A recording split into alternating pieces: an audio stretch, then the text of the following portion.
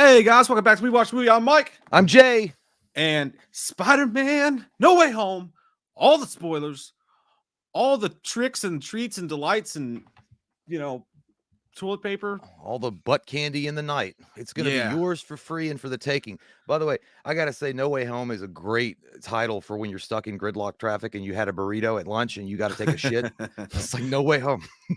No Way Home. Because no one's going to let you over. But yeah. So we're just doing straight spoilers. Yeah, we'll give it a couple minutes though. Make sure, let everybody trickle in here. Let it get going here. We're just going to pull down our pants and put our little wieners out up on the table. That's what's going to happen. I'm just going to set it here for you. Spoil it for you all. Wait for you to see it. Dude, it was funny. I was scrolling through the comment section on I was watching Nuke's Top 5, and I like Nuke's Top 5, but the thing about Nuke's is, like, I think he's just running out of material, and so he's obviously putting fake paranormal videos up. I mean, they're obviously fake and staged. I mean, there's no way you wouldn't be like fucking Ray Charles would be like, yep, I could see that's fake. Like, it's that fake. And so he's still putting it up because he's so people were arguing in the comments whether or not the videos were staged. And this one guy was starting to argue, and he's like, obviously it's fucking staged. And the guy was like, well, how do you know? You're not an authority on it. And they were going back and forth. And the guy's like, well, how about this? And he just starts spoiling Spider-Man in the comments. He says all of them. And he said, I don't know what the fuck that had to do with what we were talking about, but newsflash, spoilers don't bother me, asshole. So try again. Hey, there's some people that spoilers just do not bother them at all. Like, I know you don't most stuff you don't mind getting spoiled on. I hate it. Like, no, I can't stand it. I mean, there's certain movies that it's kind of a bummer, but I mean, if someone is being an asshole and they just spoil it for me, I'm still gonna watch it either way. It might even pump me up a little bit more, depending. Like the whole Ghostbusters thing, if somebody's like, oh, they're actually, the original Ghostbusters are in it. I mean, that was already pretty much a given. But I mean, the fact that they actually put the suits on and they do the whole thing, somebody told me that I wouldn't care. I do feel bad for people that, like, when we went and seen Star Wars, and we were at the karaoke bar, and that asshole went up there, he was like, Mike and I and a friend of ours, Blake, went to a karaoke bar, and Mike and I had already seen Star Wars The Force Awakens, and this fucking drunk bitch comes in, and it was a dude, by the way. He was acting like a bitch though, so he is one. And he was like, all right, guys, by the way, I just want everybody to know, I'm having a good night tonight. I have a small wiener, and Han Solo dies. He dies, guys. And our friend Blake hadn't seen the movie yet. And he was like, fuck. And I was like, it's all right, man. Don't worry. You're still going to, I was like, he's lying. Han Solo doesn't die. There's no one kills him. He's alive. So pissed. She may not look like much, but she's got it where it counts, kid. Okay. Don't worry about it. And he was like, no, I know it's true. I already looked it up. I was like, Blake. So someone had to verbally tell you, but yeah, that guy was a prick. But I hate when people do that shit. But yeah, well, so I've seen it twice now. I took MJ the first time, and I took Ellie the second time to see it today. But the first time I went to see it was right when I had started getting sick. So like in the middle of the movie, dude, I just had a bad cough attack coming, and I tried to make it out of the theater, and I walked out, and I got to the ramp, and I was, those coughs where you hold them in and you're about to die. Mm-hmm. I got to the ramp and let out and I just went outside, but it was the opening night. So there was fucking, no matter where I went, I was trying not to cough around people. And don't worry, guys, I'm not being a dick. I wasn't spreading sickness. It's bacterial. It's not viral. But I went outside. That's what victims of the T virus said too before they spread it. And I had a COVID test, so I'm good. But I went outside and just found a corner. I felt like fucking Spider-Man, like when he's throwing his suit in the trash can. I felt like a dark corner, by myself, and I was hacking up a lung. Did you have a vision of Uncle Ben's like, no, Uncle Ben, I'm Spider-Man, no more? I just instead of a spider suit, I just took off my clothes. It was just naked in front of the movie theater. You just do it like you should have done a Dane Cook thing. It was like, go away, something's happening. Where you're trying to hold a sneeze in, like you're turning into a werewolf. Yeah. But no, when I was sitting there, dude, this group of people were coming out, and they're walking past me in the dark, like coughing. And some dude's like, man, I could not stand when. And this girl went, shut the fuck up. Save it for the car. Some of these people haven't seen the movie yet. And I was like, you're a goddamn champion. That's a saint right there. Yeah, you should have been like, thank you for not spoiling it. I just inhaled some bad crack smoke earlier. I don't know. It's some kind of crack smoke situation. But you're a great person. But yeah, spoilers suck when you're not expecting it. But I mean, it's some people it bothers them and some people it doesn't. But I don't know. I've always been one like this movie. I feel like this movie was pretty much spoiled months ago. I mean, it was all the facts were there. It would have been a real big slap in the face and a cold, a thing of water on someone's wiener if things hadn't happened the way they had happened in this movie. But it didn't bother me. It's like the one really popular guy who was like, he tweeted something like, "If you ruin a Disney movie, you should be forced to pay $1 million on the NDA." And then he leaked a bunch of pictures of like, the people who are in the movie, like out, like on there. I was like, what the fuck, dude? Yeah, that's called hypocritical. Why don't you suck my balls? But yeah, it was Stop. I don't know. But yeah, it's like it's fucking. Even going in knowing what I knew when I went in to watch it, I still fucking loved it. I was just the only thing I think that happens then is I get more anticipatory of that scene or those scenes that I want to play out. I'm like, how's it gonna? Because I don't know how it happens. I just know those scenes are in it, but I don't know how they do. Like, so I mean, you don't. I mean, I guess you're slightly spoiled because you don't really know how it plays out. Yeah, exactly. And okay, so I mean, by the way, thank you all for being here tonight. I see you guys in the chat. We've been seeing what you guys talking. What's up, Austin, Joshua, Robert, Bat, Seal, Vanessa's in here, Music Man, Kevin Wendell, Crumb, Jason Strope, Jay Ramey, everybody hanging out. Thank you all for coming tonight. Before we get started, and this, by the way, I think it says spoiler party on the thumbnail, so hopefully you guys know there's going to be spoilers, so it's not a giant surprise. I just saw a party. What the fuck? What's going on? That's what someone's gonna say. But before we get started, we do want to say that everything there should be on the stream. I know we've never done this before, but there should be a donate button on the stream. That's not to us. All the super chats, everything that this stream makes tonight is going to be 100% of it is going to be going towards the Red Cross for tornado victims in Kentucky. You know, we live in Kentucky. It was our home state. Last week, Jay and I were streaming the last stream we did on here. We were doing a stream, and it was starting to storm outside or whatever. Didn't even think twice about it, and it was getting late. And even after we got done streaming, and I'm in Versailles, and Jay's about 45 minutes the other direction. But when it was thundering a little bit, I was like, "Oh, that thunder sounds crazy," and then didn't even check the weather reports, didn't even like look or anything. Just went to bed. Yeah, just went to bed. Shit. Yeah. And I imagine so many people in Mayfield and Bowling Green and the places where this happened, and in the other states too, did the same thing. And when you see the footage the next day, as soon as we woke up, saw the footage, and like they put out the drones and just entire, if you guys don't know, and I'm sure you do, but entire communities just completely wiped out. I said it's like the biggest, or it lasted on the. It was the longest running tornado in history. It stretched from Arkansas to Kentucky. It was over 200 miles. Yeah. So you can imagine that size, that devastation. If you haven't seen it, you can look it up. I mean, I'm talking just by the way, literally entire communities gone. Not that the tornado was 200 miles wide, because I know somebody's gonna be like, no, it wasn't. There's no such thing. It's not like it wasn't a Jupiter-sized fucking like 200 miles that it traveled. I just want people to understand, like, they don't think that we're complete dumbasses. Like, these guys are saying it was 200 miles long. No, it was not what we're saying. Yeah, exactly. And in other states too, and like that's just how long it went. But like, for it to last on the ground for 200 some miles, like they didn't even do that in Twister, like that's not even something you can fathom. But anyways, the point is that a bunch of people went to bed and then woke up without a house. Their homes were gone. A lot of people died. I think the toll was up to over 100. I know they were expecting it to be. I don't know what the final number was, but I know it's bad, really fucking bad. Yeah, those poor people. Some of them were working at that candle factory, and just, I mean, you imagine just doing your fucking job, trying to put food on the table, getting ready for Christmas, and then this goddamn bulldozer might of God comes through and like strikes your shit down. That's fucking crazy. Yeah, factories, and yeah, I mean, I don't even know, but yeah, it sucked, man. I couldn't even imagine having your house fucking your life, not just your house or your life taken by something like so unexpected. And it's some of these people don't, I might not have insurance. Like, you don't know what's going to happen, all that stuff like that. So it's like the worst kind of bad that you can imagine. So long story short, if you guys don't know about it, Google it. I'm sure most of you guys do, though. I saw one person didn't know, so that's why I'm kind of explaining it. But tonight's stream, all the proceeds from tonight's stream, that was in our home state. That was an hour from here. That was just an hour. I had a pen pal from Bowling Green, like when I was in 5th grade. We did when I was in a band, we did a live radio show in Bowling Green on the air. And it was funny enough, there was a bad storm that night when we were driving back. But yeah, it's just an hour from here. And so all the proceeds from this is going to go directly to that. So whatever you guys can donate. I know it's Christmas. I know times are tough, but we just wanted to do something positive, to help our community. So that is what that is. If you see that donut button, fucking donate button. I've said that twice now. Or you can have a donut while you donate. It's Yeah, fine. I'll But send you know, you a donut. but If you so we're donate. not going to take $1 from this stream at all. Right. We're going to have to find our money for our illegal drug activities somewhere else.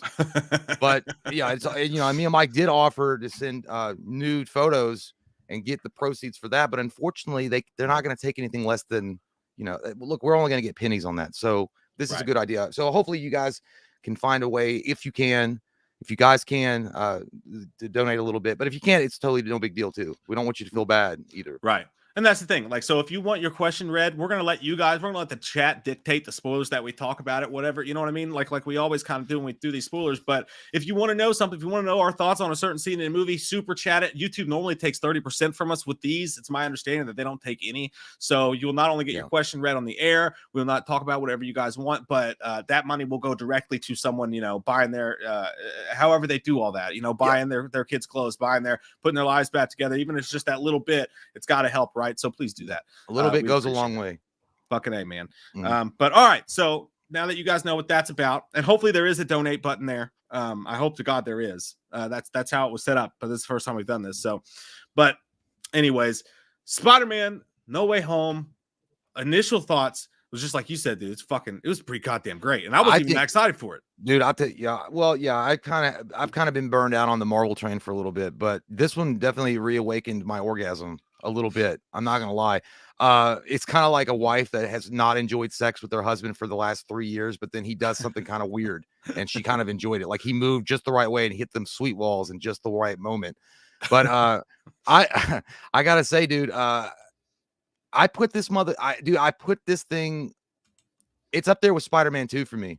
Like as far as greatness, like it's up there with Spider-Man 2. Like I might even edge Spider-Man 2 out, which to me, Spider-Man 2, Tobey Maguire's Spider-Man 2 is the greatest Spider-Man movie of all time. But this one is maybe slightly better than it just because of how ambitious and big and all the things they promised and they actually did deliver wholeheartedly and well in the movie.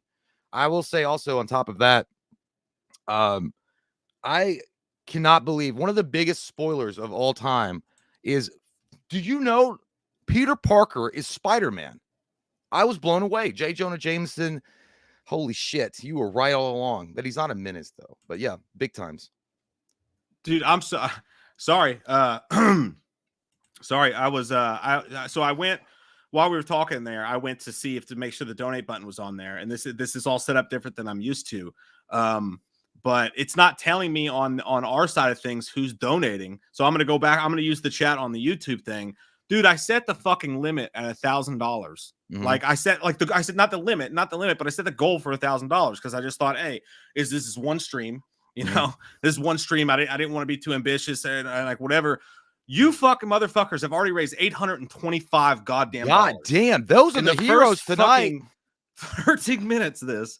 That is so badass, you guys. Thank you. Fuck. That's crazy, dude. That's awesome. That's awesome. Thank you guys so much for your generosity. You guys never cease to amaze me. That's so fucking badass. And I'm seeing here the late ones that are coming. That Bat Seal donated, Brandon Ferguson donated, all you guys donated. Thank you. Some people are saying it won't let them read their comments. So when you go directly to the donate, it's not a super chat, so it doesn't give you a comment. But if you want your comment read, the super chats are also going there. So you can go to just the regular super chat, and I will double, triple check and make sure that money. Now, I talked to YouTube. And I'm sorry, guys, for you guys who are just here for the stream. Well, I promise we'll get to the Spider-Man stuff. That just blew my fucking mind. But I literally found a person, which is hard to find somebody to talk to on YouTube. Found a guy on YouTube, and he was like, yes. He was like, the super chats might go in later, but they will go towards the charity as well. But I will double, triple check that when that money comes through to make sure it goes there. But yeah, if you just super chat, if you want your question read versus doing a donate, you can do that as well. That's what I meant by if you want your question read or whatever. But guys, thank you so fucking much. Yeah, you guys are awesome. Thank you so much. Awesome dudes. Some sexy fuckers and some generous fuckers too. Santa is remembering, and he's also going to strike down some of those bad things, like all that porn you watched, and that's awesome. We need to have thank less. You, Brian. Brian donated $50. Thank you, dude. But yeah, I already said my thoughts on it. Yeah, so you can exact same way, dude. Exact same way. I was not that excited for it because I'll be honest with you, like just like you, Tobey Maguire's Spider-Mans were my favorite. They were my favorite ones. I think he's the favorite. Yeah. He was my favorite Spider-Man, and I liked Andrew Garfield a lot. I just thought those movies were kind of whatever. Like, I don't think either movie was that great. I think the second was ass. The Amazing Spider-Man 2 was pure ass. Yeah, and Garfield to me made those movies. Him and I forgot Gwen, the actress's name. Yeah, fuck, I don't know. Cruella. She's great in everything she does. I can't think of her name. She's amazing in everything that she does. But Emma Stone. Emma Stone. Yes, that's the way it was. Someone said they don't see a super chat option. Is it when you do these, there's not a super chat option? Maybe that's what he meant. What the fuck? Fuck is that shit? Okay. Well, we'll figure this out as we go, guys. I'm sorry. It's the first one of these we've ever done. Up to $900, by the way. But that's awesome. Let's keep it going, guys. I feel like we're on a telethon. Bring in Jerry Lewis. But yeah, so and if you're not able to super chat, I'm sorry. I just offered that to you and it's not there. I'm really sorry. I did not know that. I thought it was supposed to be. Courtney said there's not. I'm fucking sorry, guys. You know what? Hey, if you want me to take a dump in a box and market guaranteed, I will. I've got spare time.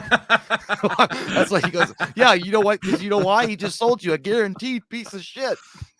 Again, I talked to somebody from YouTube and he's like, no one's ever asked that question before about the super chats. He's like, you met a cool guy on the internet that says he works for YouTube. and then he was like, yeah, I just found out that'll go towards him too. Like, he literally told me that. So apparently that was fucking my bad. Shit. He sets you up with a routing number that's a strange bank account, and all of a sudden the Red Cross people don't get it. But you're like, the guy from YouTube said so. I said, how do you know he's from YouTube? Because he's wearing a name tag. And it said YouTube. I was probably just talking to some guy who works for fucking Pornhub or something. Yeah. You guys are amazing though. Thank you. Sorry about that. I thought the super chats were there. But we'll make sure. I'll tell you what, when we get done with saying our piece, we'll make sure to pay as much attention to the chat as we possibly can. Super chats or no. But so I'll say this. So I thought Andrew Garfield made those movies, right? Tom Holland, I don't dislike him as Spider-Man. Like, I don't. It's not that I dislike the guy at all. I'm not saying that. But he just, maybe it's, we've talked about this together. Maybe it's just because we're old men. Maybe we're too old. I think it's generational. Yeah, it's a generation gap. I guess. Yeah, I look at him and he kind of reminds me of, I think, a specific guy in high school I knew but didn't like.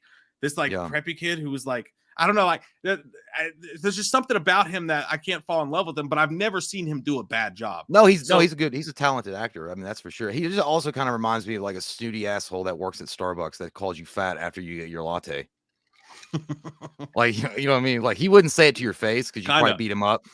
And then, but when you walk out, he'll like joke and make fun of you. Like, God, did you see that guy's ass jiggle when he walked out the door? I bet it's been jiggling for a week. No, I'm kidding. He's a good actor, and he seems like a nice guy. I just watched him on Hot Ones. He did an interview, a 24-minute interview. He seems like a sweet kid. He's never seen any. He's never done anything that I don't like. It's just a general. I don't know. By the way, fucking cheers to two things. Number one, we are already over $1,000. Hey, all right, there we go. Fucking 18 minutes underestimated you, man. Should have fucking underestimated you guys at all. First fight in the Kumite, he broke the fucking world record. That's my buddy. Fuck yeah! Thank you all so fucking much for that. That's goddamn amazing. And second cheers is to Mark Dorman, who just donated $100 to put us over the fucking top. That's a sweet individual right there. I love Mark Dorman. Thank you. And his hands are gentle, and his face is very sweet. that was a perfect fucking comment on that, by the way. But okay. But I'll say this: the two Spider-Man movies were fine. Like, they were Marvel, they were good. There was no fucking big holes. There's nothing to fucking hate. You know what I'm saying? But neither of them, and I feel like you feel the same way. You didn't have Jake Gyllenhaal, you had Michael Keaton. They were good. They were awesome, but I kind of forget them. Like, I'm kind of like, I think I'm getting a little bit crotchety in my old age, though, because I identified more with Michael Keaton in Spider-Man than I did fucking with Spider-Man. He was like, because if you mess with me, I will kill you and everyone you love. I was like, you know what? That's a man just looking out for his family, and he's got, and you trying to fucking I know, but I think I'm just getting crotchety in it. But no, the thing of, I will agree with what you're saying, and I think what it is, and what's different in this one is I think there was a lot of teen angst, which in that instance, in the first Spider-Man movie they did with Tom Holland, and then the second one, they are doing the teeny bop kind of thing, and that's fine because he is a high school kid, and that makes total sense. We've been out of high school for a long fucking time. I mean, we just graduated 2 years ago, but nonetheless, I feel like this movie, though, No Way Home, actually does what I wish those other two movies had done, where it's more of an adult situations. And it feels like a lot more of a mature movie in the way that the Maguires, like Spider-Man 2 with Maguire was a more mature adult-oriented kind of focus on Spider-Man. You're right. Yeah, like there's something like almost H2O against the first couple Holland full-on movies that they feel too clean, they feel too perfect in a box. You know, I don't know. Like Spider-Man had that, like, or Sam Raimi's Spider-Man films had that question mark. I don't know where this is going to go. It could be crazy, it could be wild, it could be weird. There was a sense of surprise with these. It just felt so technical, like missionary sex for way too long. Yeah, like eventually you got to switch positions and do something weird, you know? So that was, I guess, my problem with the Tom Holland movies. There's nothing bad I could say about him, but that's just, it's a personal opinion thing. That being said, I know this is taking me forever to get to my fucking point. I'm sorry. But this, as you said, is the mix between both of them. This one, when you add in everything that they added in with this, when you add in the wild shit going on and some really serious shit that happens, which we'll get to, something dark happened. You know, something really dark happened, and it's absolutely the best of the Holland films. It's I can't say that. Maybe I can say I'm not ready to fucking full on say it's my favorite Spider-Man movie of all time, because Spider-Man 2 is just so great, and it was so different. It's up there though. Yeah, and it was new then, but this is very close to being my favorite Spider-Man film. Like, just general ranking overall, I think the movie's a fucking. Let's just give it a fucking 10. Why not? I gave it a 9.5. There were some pacing issues in it that, I mean, and again, I gave Spider-Man 2 a 10, like a flat 10, like just because I loved it so much. But there are some pacing issues in this one that I don't like necessarily, and there are some jokes that they try to force feed in, and I don't think they work. Like, I know that there has to be comedy relief, but sometimes it's like, all right, man, shut the fuck up. And I wish people would tell us to shut the fuck up, because we do that sometimes too. Sometimes you just try to add in comedy where it's not needed and no one laughs. And I mean, that happens to us on a daily basis. That's our superpower, that we can ignore it. But in this one, I just feel like they overuse it sometimes. And I like Ned. I like the kid. I like, you know, he seems like a nice guy, but sometimes I get kind of burned out on the whole, like, okay, we get it. You're the quirky, moronic sidekick kind of guy in the chair, and it's fun and shit like that. But eventually it's like, all right, it's kind of Magoo-ish now, and it's getting old. Because they did the same kind of thing. I feel like Jon Favreau is that kind of person to Tony Stark, Robert Downey Jr., Happy Hogan was like that, but then they matured him up enough where it wasn't like, and I think maybe just Jon Favreau is just funnier in general. But I just feel like what they did was like, okay, instead of you popping a fucking joke off every 2 seconds when we're in a serious situation, and I know we need to have some comedy relief here, they just, I don't know, they matured Favreau a little bit better than they did with Ned so far. I don't know. And then the whole thing with MJ too, it's sometimes both of them were kind of like, sometimes I'm like, yeah, it's too much. Okay, I get it. By the way, one big spoiler, he didn't say Scooby-Doo this crap. He said Scooby-Doo this shit. Okay? That's what he said. Way better. That's what he said. Why don't you just say that in the goddamn trailer? Do you see like the difference? Like, sometimes people are like, cursing, when you curse, it just makes you look like, you know, like you have a lower intelligence. I'm like, no, well, sometimes cursing is just a cooler language to use. That's the truth. How much better is that line when he 100%. Says Scooby-Doo this shit instead of crap? Like, I mean, it completely changes the fucking line. Yeah, it's I don't know why they did that for. I get it, you know. Well, I know why, because I mean they're trying to pull kids in. By the way, this movie is having a monster of a fucking opening. Like, I think it's like 256 million opening weekend. It's a monster. So I know they're trying to draw in the family crowd and stuff like that. So maybe they were a little bit more nervous about letting the shit part break in. But anyway, either way, as far as the ambition of this movie goes, and again, I go back to what they said they were going to deliver and what they actually did deliver. I put this on par with Avengers Endgame as far as like the scope of what they were going for and the ambition that they were trying to achieve, and the fact that there was all these promises and there was all this this hype up to deliver something. And they totally, they you know, they did it. They did what Tyrone Woodley couldn't do, and they knocked that motherfucker Jake Paul out. But did you watch that fight, by the way? I don't need to watch it. I saw the recap of it, and the fact that cocksucker is still walking around saying that he would beat Conor McGregor's ass. He is the hemorrhoid on the fucking world of sports. But either way, and by the way, Dana White, just so you guys know, if he ever steps into an MMA fight, Dana White said, "Fuck that cocksucker. He will never ever be." Ever a part of the UFC. He will do some MMA or something like that. But you know what? I hope he does step in with Conor McGregor, and Conor McGregor butt fucks him so hard that he's fucking spits cum for the rest of his life. To be fair, he could probably maybe knock out Conor McGregor in a boxing ring. Fuck no, dude. Conor McGregor, I put $50 down. Conor McGregor takes him apart in a boxing ring in 3 rounds. You know, in because 3 rounds. Tyrone was a UFC fighter too. Like, yeah, but dude, Tyrone Woodley was not. He's not Conor McGregor. But either way, hey, I'd venture to say that fucking the other Paul guy, who's the shittier of the two boxers, actually did just as good against Mayweather as fucking McGregor. Yeah, but dude, that was an exhibition. That doesn't even count. That was a fuck. That's well. So would this be? These but are the whole, fucking but fights. the whole, but Conor McGregor's look. He knocks out. I hate Conor McGregor, by the way. He knocks out old people for fucking fun. I mean, he gets drunk and he acts like an asshole. But the fact is, that dude's an animal. You put him in a cage, he's not gonna lose to some bitch up pretty boy surfer from California for a paycheck. He's gonna fucking get angry and he's gonna rip his throat out. But either way, my point being is like, yeah, I like the movie a lot. Yeah, we'll have a whole stream about Jake Paul. Eventually, by the way, that shit. I would love to do that. I would love to cover sports. I think it's rigged. If you watch some of the things, no, it totally is. It's nothing but a circus act. Like that whole thing is a circus. Like he's calling out these. I'm telling you, right, dude. He called out Canelo Alvarez. He literally called out Canelo Alvarez, and he said Canelo will be ducking me. I'm like, Canelo's be ducking you because you're a piece of shit fighter, and he has no reason to fight you. And he refuses to fight a actual boxer, like an actual legitimate boxer won't fucking do it. So there he called out Canelo. But the thing about Canelo is just respecting your right to life, and he doesn't want to put you in a hearse. So maybe that's what he's doing.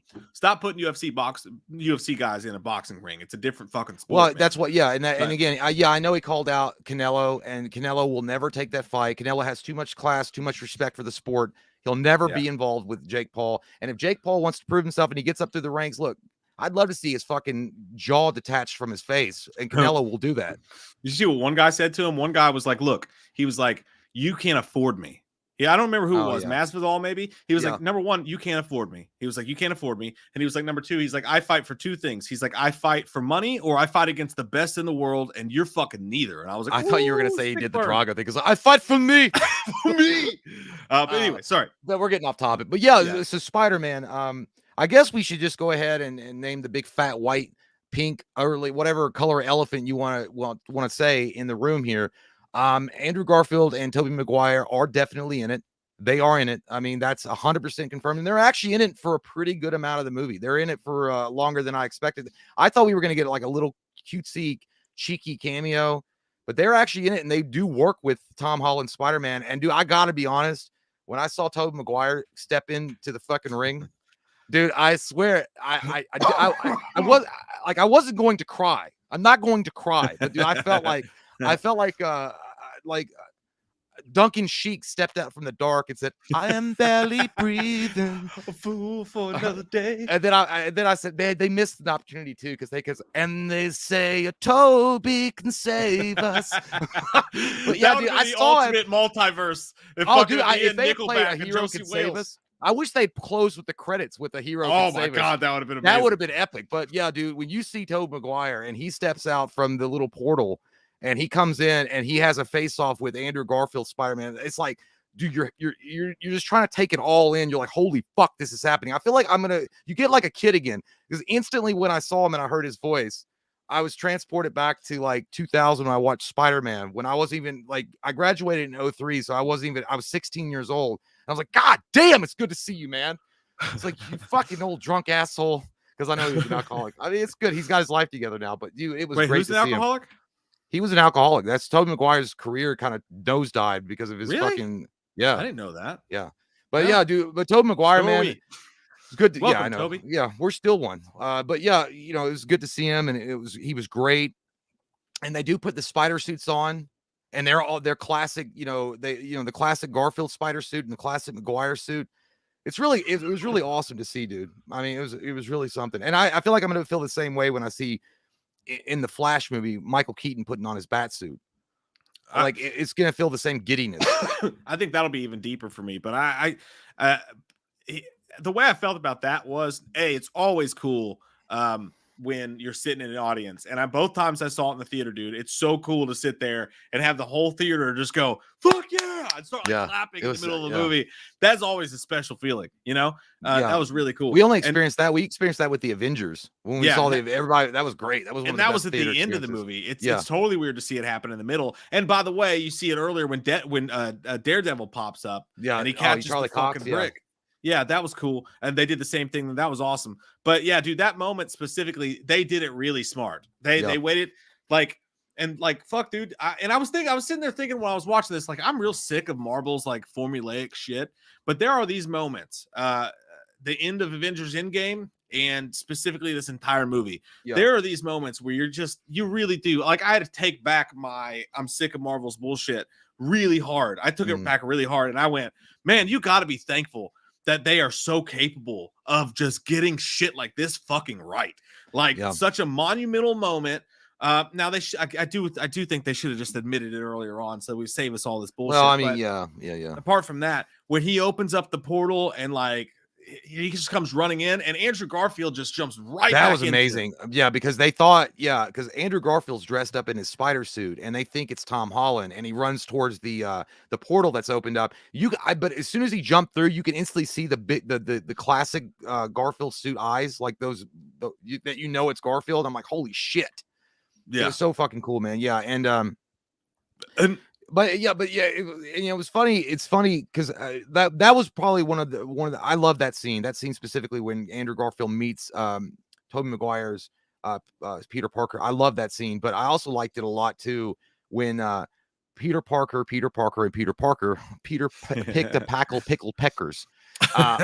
But no, when all three Peters are in the lab and they're working together, that was also a huge highlight of the film for me too. And also when Tobey Maguire's Spider-Man is explaining that his webbing comes from his wrist, and I knew that was gonna. I swear, I said if they ever meet, that's going to be a point of contention, that the other two Spider-Men are going to talk about that they have to make their web shooters. And Tobey Maguire was like, really? You guys got to do that? Like, my shit just comes out of my wrist. And they do talk about that, and they discuss it. It's pretty funny, specifically when Andrew Garfield and Tom Holland are trying not to be rude, and they're asking Tobey Maguire, like, how does your body make it? Does it just come out of your wrist, or does it come out of everywhere? And I'm like, that sounds exactly what fucking Holden McNeely. What was his name in Mallrats? Banky? I don't know. I can't think of it. Yeah, but that, when the guy that was obsessed with comic books asking Stan Lee if everything Brody, if he's like, can Mr. Fantastic stretch even his dick? And he's like, we never really got into that with the comic code and all, but it was kind of a cheeky way of them talking about it. But yeah, man. And also, just so you guys know, I think you guys have already pretty much realized who the villains are in this movie. I mean, you've got Jamie Foxx comes back as Electro, way better in this one than his first portrayal. You got Doc Ock, Molina, awesome, fucking amazing still. Willem Dafoe, great too, as Green Goblin. You have Lizard, Dr. Kirk Connors comes back, and Flint Marko, Sandman show up. And it really did feel like almost like a Sinister Six, because I really thought at some point they were going to drop Michael Keaton's Vulture in, and I was like, all right, now we have the Sinister Six, and they never did. But it was enough though what they did with it. And I got some thoughts on that too. But first off, hey, fucking Eduardo Santiago with another $100 goddamn donation. Let's get it. $1,180 goddamn dollars all fucking ready. Ooh-wee. Get it up. Fucking love you guys, man. Thank you so much. And then the other hang on, what was the Jessica Kendall with the $20 right after that? Thank you, Jessica. Thank you. Thank all of you guys so much. It's amazing. But yeah, dude, here's my big question though. And by the way, I know we're going over stuff really fast. I have so much to say about all this stuff. We'll come back around.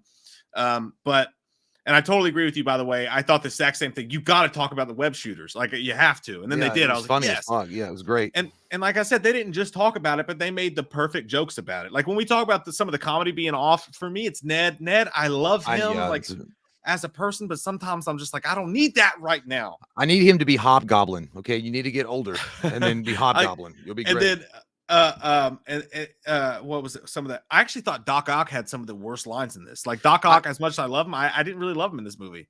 I thought Molina picked it up pretty much the way that he was in the second Spider-Man, because what happens, what you find out is that, like Molina says, when he sees Green Goblin, when he's fighting Spider-Man on the bridge, and he's like, that's Norman Osborn, but he's dead. When Doctor Strange does his magicalness and it gets fucked up, the spell to get like everybody to forget who Spider-Man is, when the other villains come in from the multiverse, they all get plucked out of certain points in time. Like Doc Ock, when he comes into our or into Tom Holland's universe, it was right before, it was right when he was fighting Peter Parker, and he hadn't had that revelation where he could be, because we all know how Spider-Man 2 ended. He sunk the machine and killed himself with the machine. He hadn't got to that redemption part yet. So they all were plucked out at individual moments right before they had done any kind of redemptive arc. So or done any major damage. But yeah, he was all right. I don't know, but I still liked it. I like to see those like Molina again as Doc Ock. I just like to see it. It was awesome. As far as the villains do go, I thought Jamie Foxx was so much. Jamie Foxx is exactly the persona of what they did, whether it's production or the director or whatever was an Amazing Spider-Man 2 versus what Marvel can do. And I have to fucking bite my tongue just like to try not to say this out loud, but I mean, it is the truth. I like I like when Jamie Foxx said it, because I'm not going to be killed by somebody that dresses like they from D&D. Yeah. Like, he's talking about Doctor Strange. But I'm not somebody that I definitely, me, I do not just like jerk off on everything Marvel fucking does. Why not? But like the version of him from ASM2 to here is a perfect example of when you get it right versus when you don't. Like, there was no need, just because he's in a comic book movie, there's no need to fucking make his hair weird and make him a big fucking Dorcas and make all this shit. Like, they just let him be Jamie Foxx. You know what I mean? Like, let him be funny. And he was so much cooler. And he was such a way cooler, more interesting, funny villain in this, just letting him be Jamie Foxx. And he was great. Like I said, I didn't love Alfred Molina. I thought some of that stuff was corny. There was great moments in it. Don't get me wrong. Yeah. But I definitely prefer. Well, Jamie Foxx actually mentioned that when they did an interview with him, Molina, and Willem Dafoe, he pretty much poked fun at the fact, he's like, yeah, it was great to come back to the character again and get it, give it another shot. And this time I'm not blue. Like, they didn't have to fucking make him, like he looked like he had fallen down an airport toilet bowl. Yeah, my favorite part was when he's like, "Are we really just gonna stay in here and act like I'm not butt ass naked?" Yeah. And the other one I feel like maybe just because didn't really have many lines or not much to do with him is the guy that Kurt Connors, Lizard. Yeah, that's what I was gonna say. Yeah, like, just kind of there. I thought Jamie Foxx was great. Alfred Molina was whatever. And then I honestly don't think Lizard needed to be in the movie at all. I forgot about the CGI. Yeah, I thought the CGI was actually still just as bad. Yeah. I thought the CGI was pretty bad.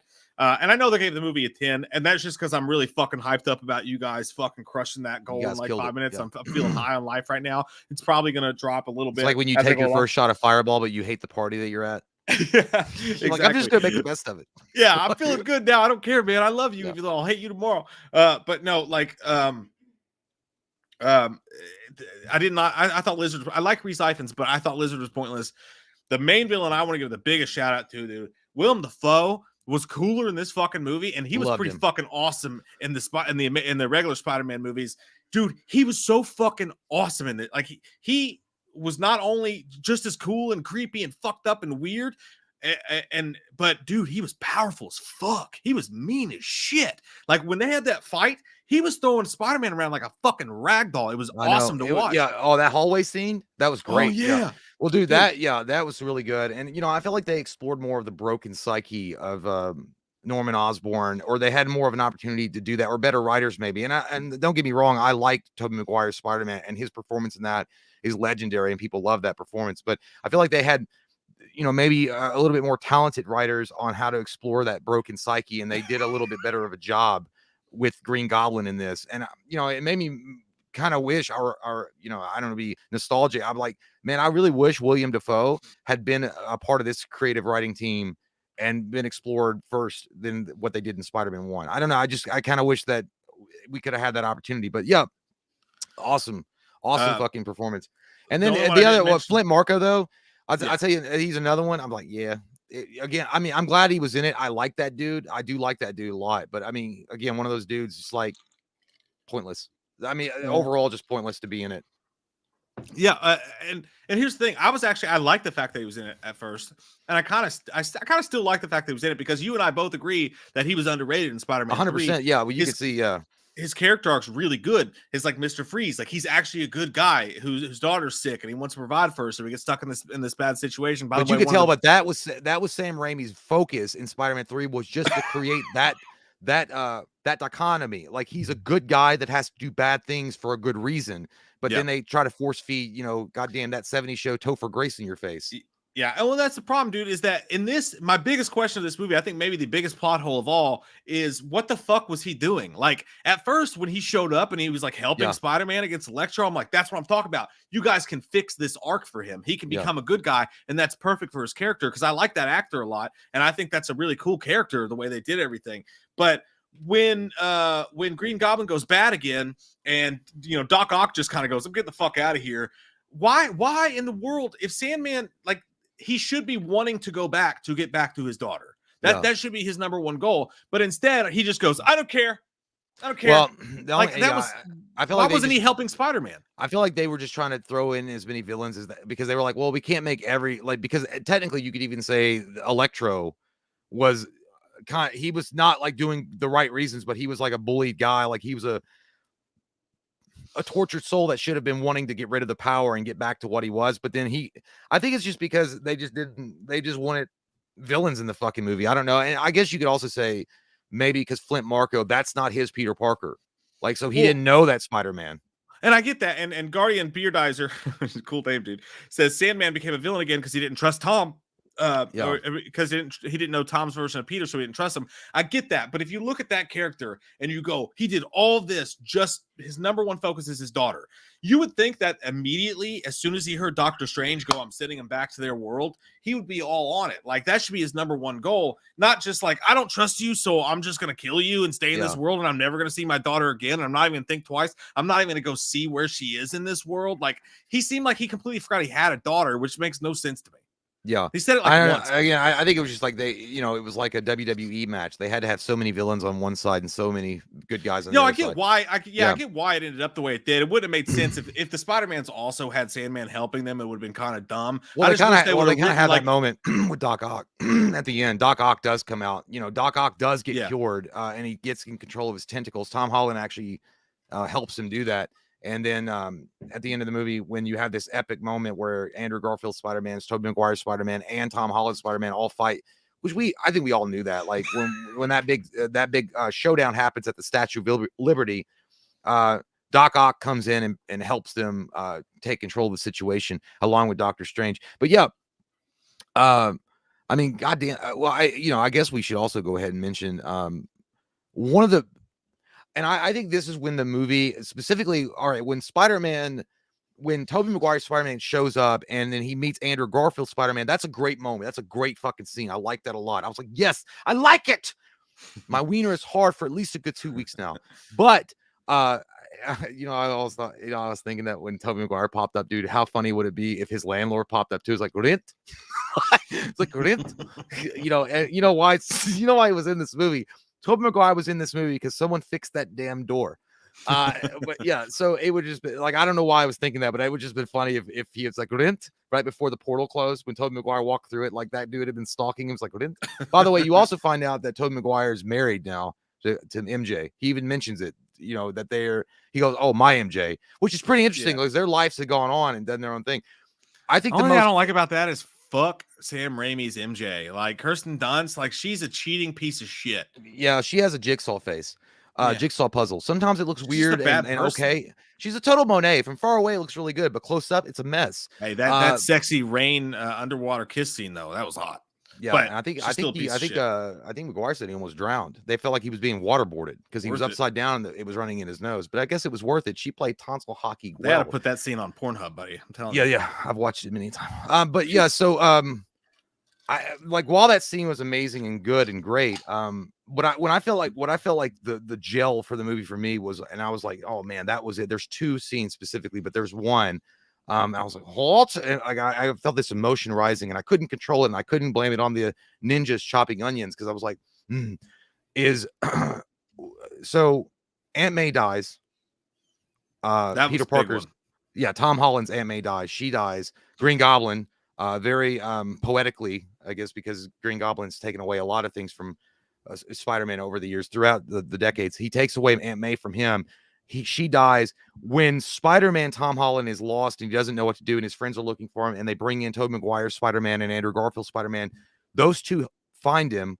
and they have this conversation. I really love that part when Tom Holland's like, don't say you understand about May. And then you have Andrew Garfield saying, okay, all right. And then you have Tobey Maguire Spider-Man telling you about Uncle Ben. And then Andrew Garfield talking about Emma Stone, Gwen. And then they're all sharing this moment. And I was like, dude, this is so fucking good. I was like getting caught in my throat. I was like, because my fucking eyes are sweating, sir. Tears, dude. It was. I was like, that is so well done. And it was so cool to see these two wizened Spider-Men. And they look down. Like, I almost feel like Tom Holland to them is like their little brother. And he's just now understanding that there is tragedy involved with being Spider-Man. There is like things that can't be done. And it's going to follow you around. And when they're explaining about, when they all say great power, you know, with great power comes great responsibility, because Aunt May does say that right before they die. It's so cool to see that. When he's like, when Tobey Maguire's telling his story, he's like, yeah, my Uncle Ben said that right before he died. Dude, it was so cool. It was so full circle. They did such a great job with that scene. That shit had me going really good. And there was 2 points where I cried, like you said. When she died, obviously I cried. Yeah, that was a really sad scene. And shout out to Tom Holland, dude. He killed that moment. Really good. He killed when he's on top of the thing, and he's just like, and then his friends come and hug him, and then he's like, you know, he's crying there. That got me. And then when the obviously Tobey Maguire and Andrew Garfield, I just like how they were standing in the shadow, and they were being understanding and not trying to be like, you gotta listen to me. They were just like, when he's like, don't talk to me about May, and Garfield's like, okay, all right. Yeah, I was like, God damn, he's so good. Yeah, they fucking killed it, man. That entire scene was so fucking good. And then even after that, like that little moment right there, it created a camaraderie between them, and it was so smart to do it that way, because they don't know each other, but immediately, just because they shared that, you saw that they cared. You know what I mean? Like, they found a way to write like 5 minutes of a fucking 2.5 hour movie where these 3 guys who don't know each other at all just fucking immediately like best friends. And I love the scene also when they're hanging out on the Statue of Liberty, and he's like, dude, he was like, I've always wanted brothers. He's like, this is so cool. Yeah, I love that. That was a cool scene. Yeah, that was such a cool scene, man. I love that. Those are the scenes that really made the movie. Well, it's not the Easter eggs and shit like that. No, it's the emotion. It's the emotional anchor. It's bringing nostalgia with like the new hotness, old broken hotness, the new hotness, Men in Black. But yeah, and then the other scene that got me, and I was like, woo, because I didn't expect it to actually, because I think I'd already been spoiled on this scene, but because I think I'd read it, but watching it, and I was like, God damn, that's so powerful, is when Andrew Garfield does save MJ, and he does the exact same scene plays out with Gwen, you know, the Gwen Stacy moment in Amazing Spider-Man 2 when he jumps off the Brooklyn Bridge or the Statue of Liberty or whatever it was, and he tries to save her, and her neck is broke, and she's dead. Andrew Garfield in a redemptive moment jumps off because Tom Holland can't get to MJ and rescues her and does the exact same move that he did. And then he's like, are you all right? And that's exactly what he asked Gwen in Amazing Spider-Man 2. And she's like, yeah. And she's like, are you okay? And he's like, he starts fucking crying. He's like, yeah, I'm fine. I'm like, hot fucking salads. Dude, that's what I'm talking about, Andrew. That's what I'm talking about, Andrew. I'm glad you said that, because I forgot. I knew there was another scene where I cried. That was the scene where I cried. Well, when he's crying and he's holding her and he's like, yeah, I'm fine. I was like, yeah, that got me. It's so good. And I didn't even like that movie, but that scene, and dude, and you know what? If the rumors are true, because I've heard there's a lot of rumors out there specifically regarding Andrew Garfield, they said that he signed on for several projects, and they don't know if it's going to be the MCU or the Sony Spider-Man verse. Dude, let me tell you this. Let me say this about that. Number one, you know, if Jamie Lee Curtis was watching that, she was like, it's his trauma. He's dealing with his trauma. But apart from that, I do want to say one of the biggest points I wanted to make about this entire thing, one of the biggest revelations I had about this entire movie as a fucking whole, dude, is that when I was going through earlier talking about why I like which Spider-Man, who I like the most, whatever. Yeah. I had an epiphany watching this movie. When they're in the lab doing the thing that you talked about, when they're like, Peter who, Peter what? All that shit. When you put Andrew Garfield in a competent fucking movie, you know, he might be the best Spider-Man. Like, watching him be like the way he was the joke. I thought when the 3 of them were together, dude, he was my favorite one. And I didn't think I would ever say that. I thought for sure I would say Toby. Toby looks a little weird at his age. Well, he's older. I mean, but you know, I looked this up, dude. Toby. Well, here's the thing. I think what happened is I definitely think that Andrew Garfield was the better It was his. I mean, he did his lines were wrote really well, and he did an amazing job with what he was given in this movie. I still feel like Tobey Maguire, for obvious. I feel like he was the first Spider-Man. When you hear his voice, when you see his look, he is Spider-Man to a lot of people that grew up in the early 2000s. Like, he just is. I feel like Andrew Garfield is, I think I read this article today, and I mean, it's accurate. They're like, is this the redemption for the worst Spider-Man of all time? And it might be, because, and you're right, I don't think he was given a good chance. He was falling on the heels of a bad Spider-Man movie. Spider-Man 3 was a pretty dog shit movie, but you were also following on the heels of, the most recognizable at that point was Tobey Maguire as Spider-Man, and you were the new guy coming in to fill that role, and it wasn't really stacked in your favor. So who knows? But yeah, you're right. I think, but I don't know. I definitely feel I would like to see more of Andrew Garfield as Spider-Man. And the thing about Andrew Garfield is Andrew Garfield's 38 years old. He's not that old. He could definitely do some more Spider-Man stuff. He's 38. Damn. Yeah, he's only 38. God, he looks so much better than I do at 36. Yeah, because he drinks a lot of milk and he does Botox. But hydrated. Beyond that, Tobey Maguire is fucking 46 years old, maybe pushing 47. So I don't see him coming back to the role at all, or maybe not being interested. Andrew Garfield was always interested and loved the role of Spider-Man, so I could definitely see those rumors being true, that he would like to sign up and do more Spider-Man movies. And based on his performance in this movie alone, and the emotion that he was able to finally deliver in a resounding way. By the way, he did a good job in Amazing Spider-Man 2 and Amazing Spider-Man 1. He was great in both movies. He's always emotional. Yeah, he's a very good actor. But I'm just saying, like, in the situation that he was, you got to read the lines that are written, right? Yeah, it was amazing, and I'd love to see him come back. But yes, dude, I have and Walt McGuire is my favorite Spider-Man of all time, and he really will always be my favorite Spider-Man. This movie alone it's an Andrew Garfield show. I feel like every time he was on screen, he was a scene stiller. And you just couldn't take your eyes off of him. And not just the fact that he had great puppy dog brown eyes and you get lost in them. I'm glad I wasn't alone in that, dude. He just has the Spider-Man fucking it factor thing. And real quick, I want to mention real fast, this fundraiser for the tornado thing it's going on for 7 days. So if you're watching this video right now and you're not live with us and you're watching it, I just want you to know that you can also donate for the next 7 days on that thing, and it still will go. Tomorrow I'll kill you. You'll get a phone call. You'll be dead.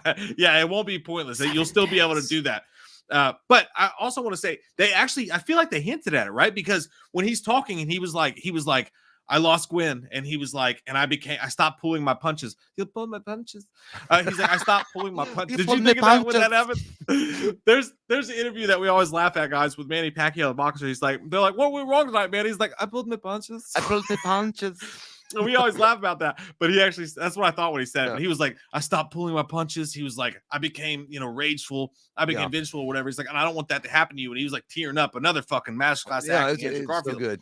But I feel like they hinted at, if we got an Amazing Spider-Man 3, I went into this thinking the best possible outcome is a Spider-Man 4 with Sam Raimi and Tobey Maguire. And while I would like to see that, I would still love to see that. I think my barometer, my wiener meter went up harder a little bit for thinking about Andrew Garfield having his full-on Amazing Spider-Man 3 in this universe with competent studio production, and showing us us his reaction to losing MJ or Gwen, and fuck. Well, yeah, you and I are it's my brother Mike and I.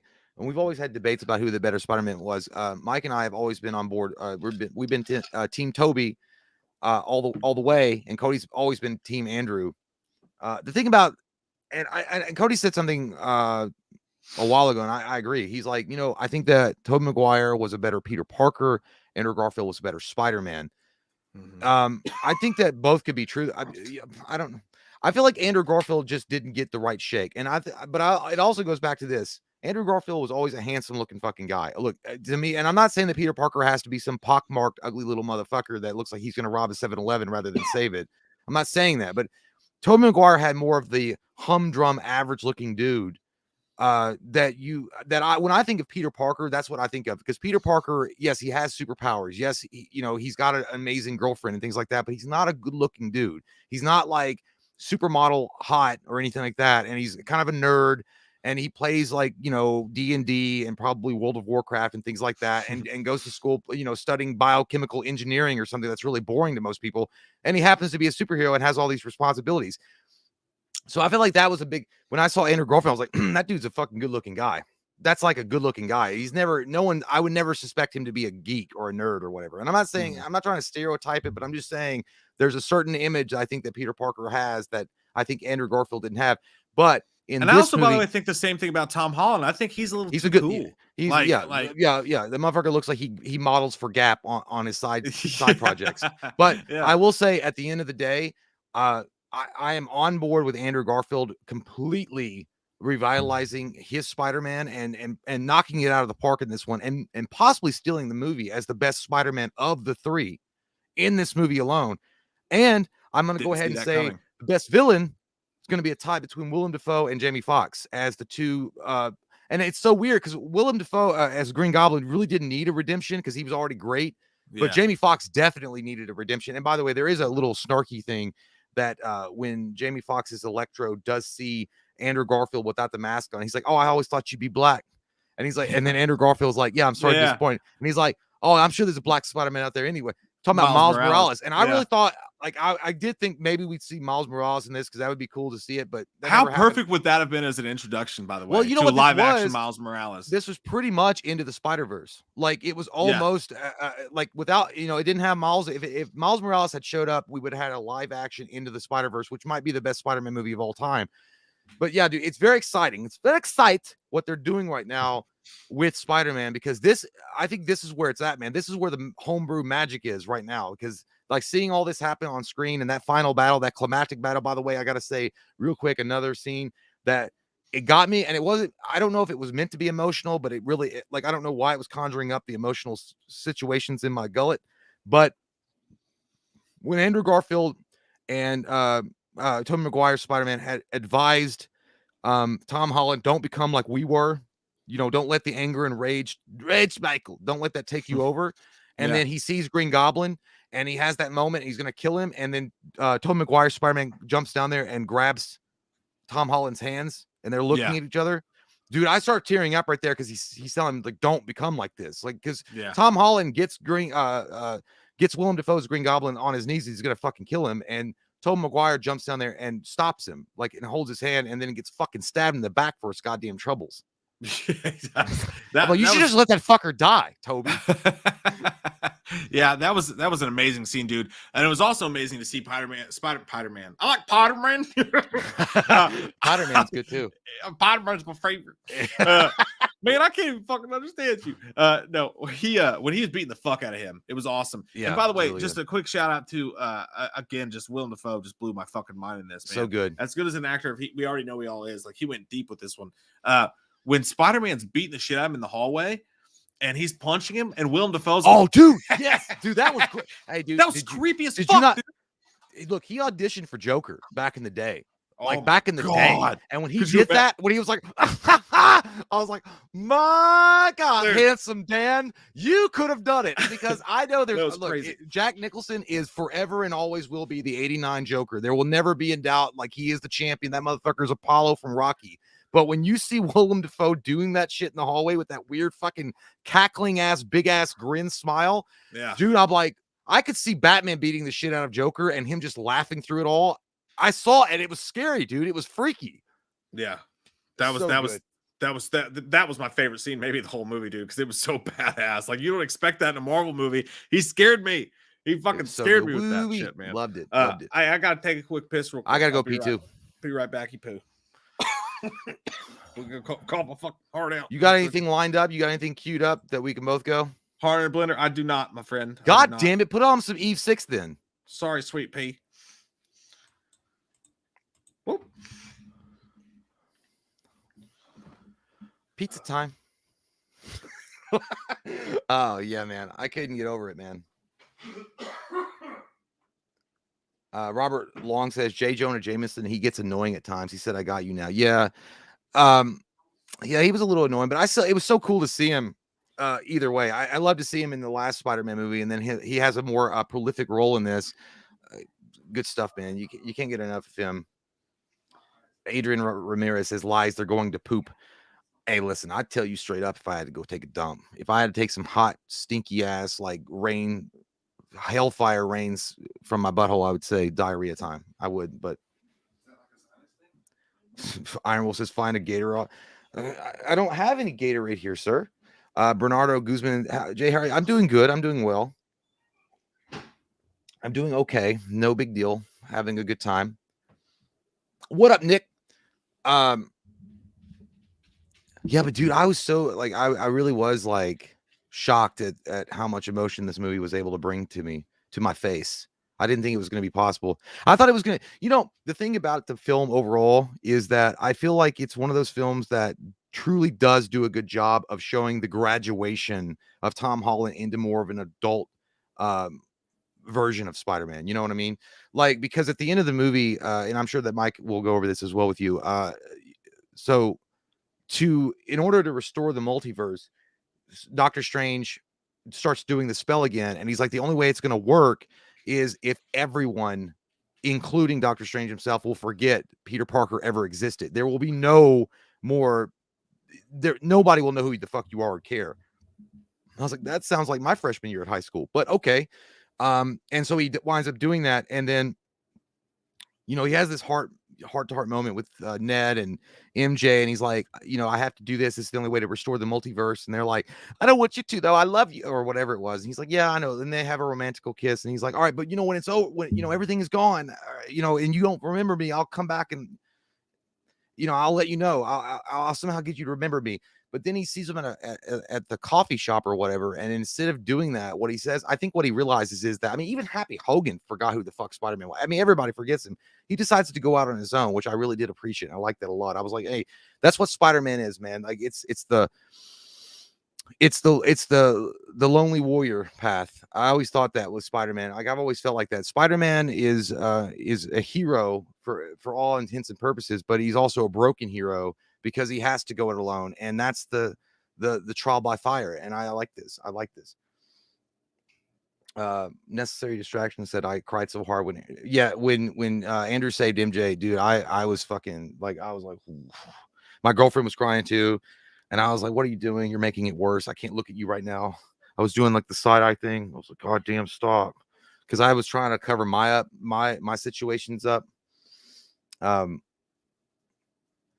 JT says Doctor Strange had a little tear when he said goodbye, kid. Yeah, that was a great scene. Look, Benedict Cumberbatch is no doubt awesome in this movie as well. So good. And there's so many implications, there's so many different routes they can go after this movie, which is so awesome. And I was telling my girlfriend, I told Mike too, I was like, this is definitely how they introduced the X-Men, possibly. If they wanted to do the Bryan Singer X-Men, they could easily explain, through the crack in the multiverse, they were able to get in, but I don't think they're going to do that. I think they want to start their own X-Men up, but I don't know, maybe, who knows? I to be honest, because you can't bring Hugh Jackman. You could. Who wouldn't want to see Hugh Jackman back as Wolverine? But he's done with the role, and I get it. Old Man Logan, one of the greatest superhero movies of all time. But I don't know. Would you guys want to see the X-Men that they introduced in First Class and Apocalypse try to take it over, or try to come into the MCU? Would you guys want to see that? I don't know. Iron Wolf says, I'm glad they didn't kill Toby. Dude, same. It was a close call. Dudes, I was gonna be so fucking pissed. I would have dropped this goddamn movie 2 points. No, I wouldn't have. I would have said it still was great, but I was so scared they were gonna kill him. I was so scared because he got stabbed. I'm like, oh no, don't do this. Don't do this to me, Fred. And then I was like, thank God. Iron Wolf's Tom. Yeah, I did. I think someone asked what I thought about the suit at the end. I loved it. Went back to the blue and the red. Looked good. By the way, do you guys, if that ending, when he moved into that apartment, when Tom Holland moves into that apartment and he's on his own, is that the same type of apartment or very similar to the same apartment that Tobey Maguire had in Spider-Man 2 when he had that big window and he could just leap out onto the ledge and start, swinging around town?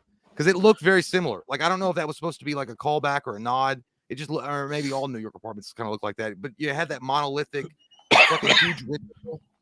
Do you know what I'm talking about? At the end, when Tom Holland, like, he has the classic red and blue suit on, and then he moves in Yeah. that apartment. I didn't notice it.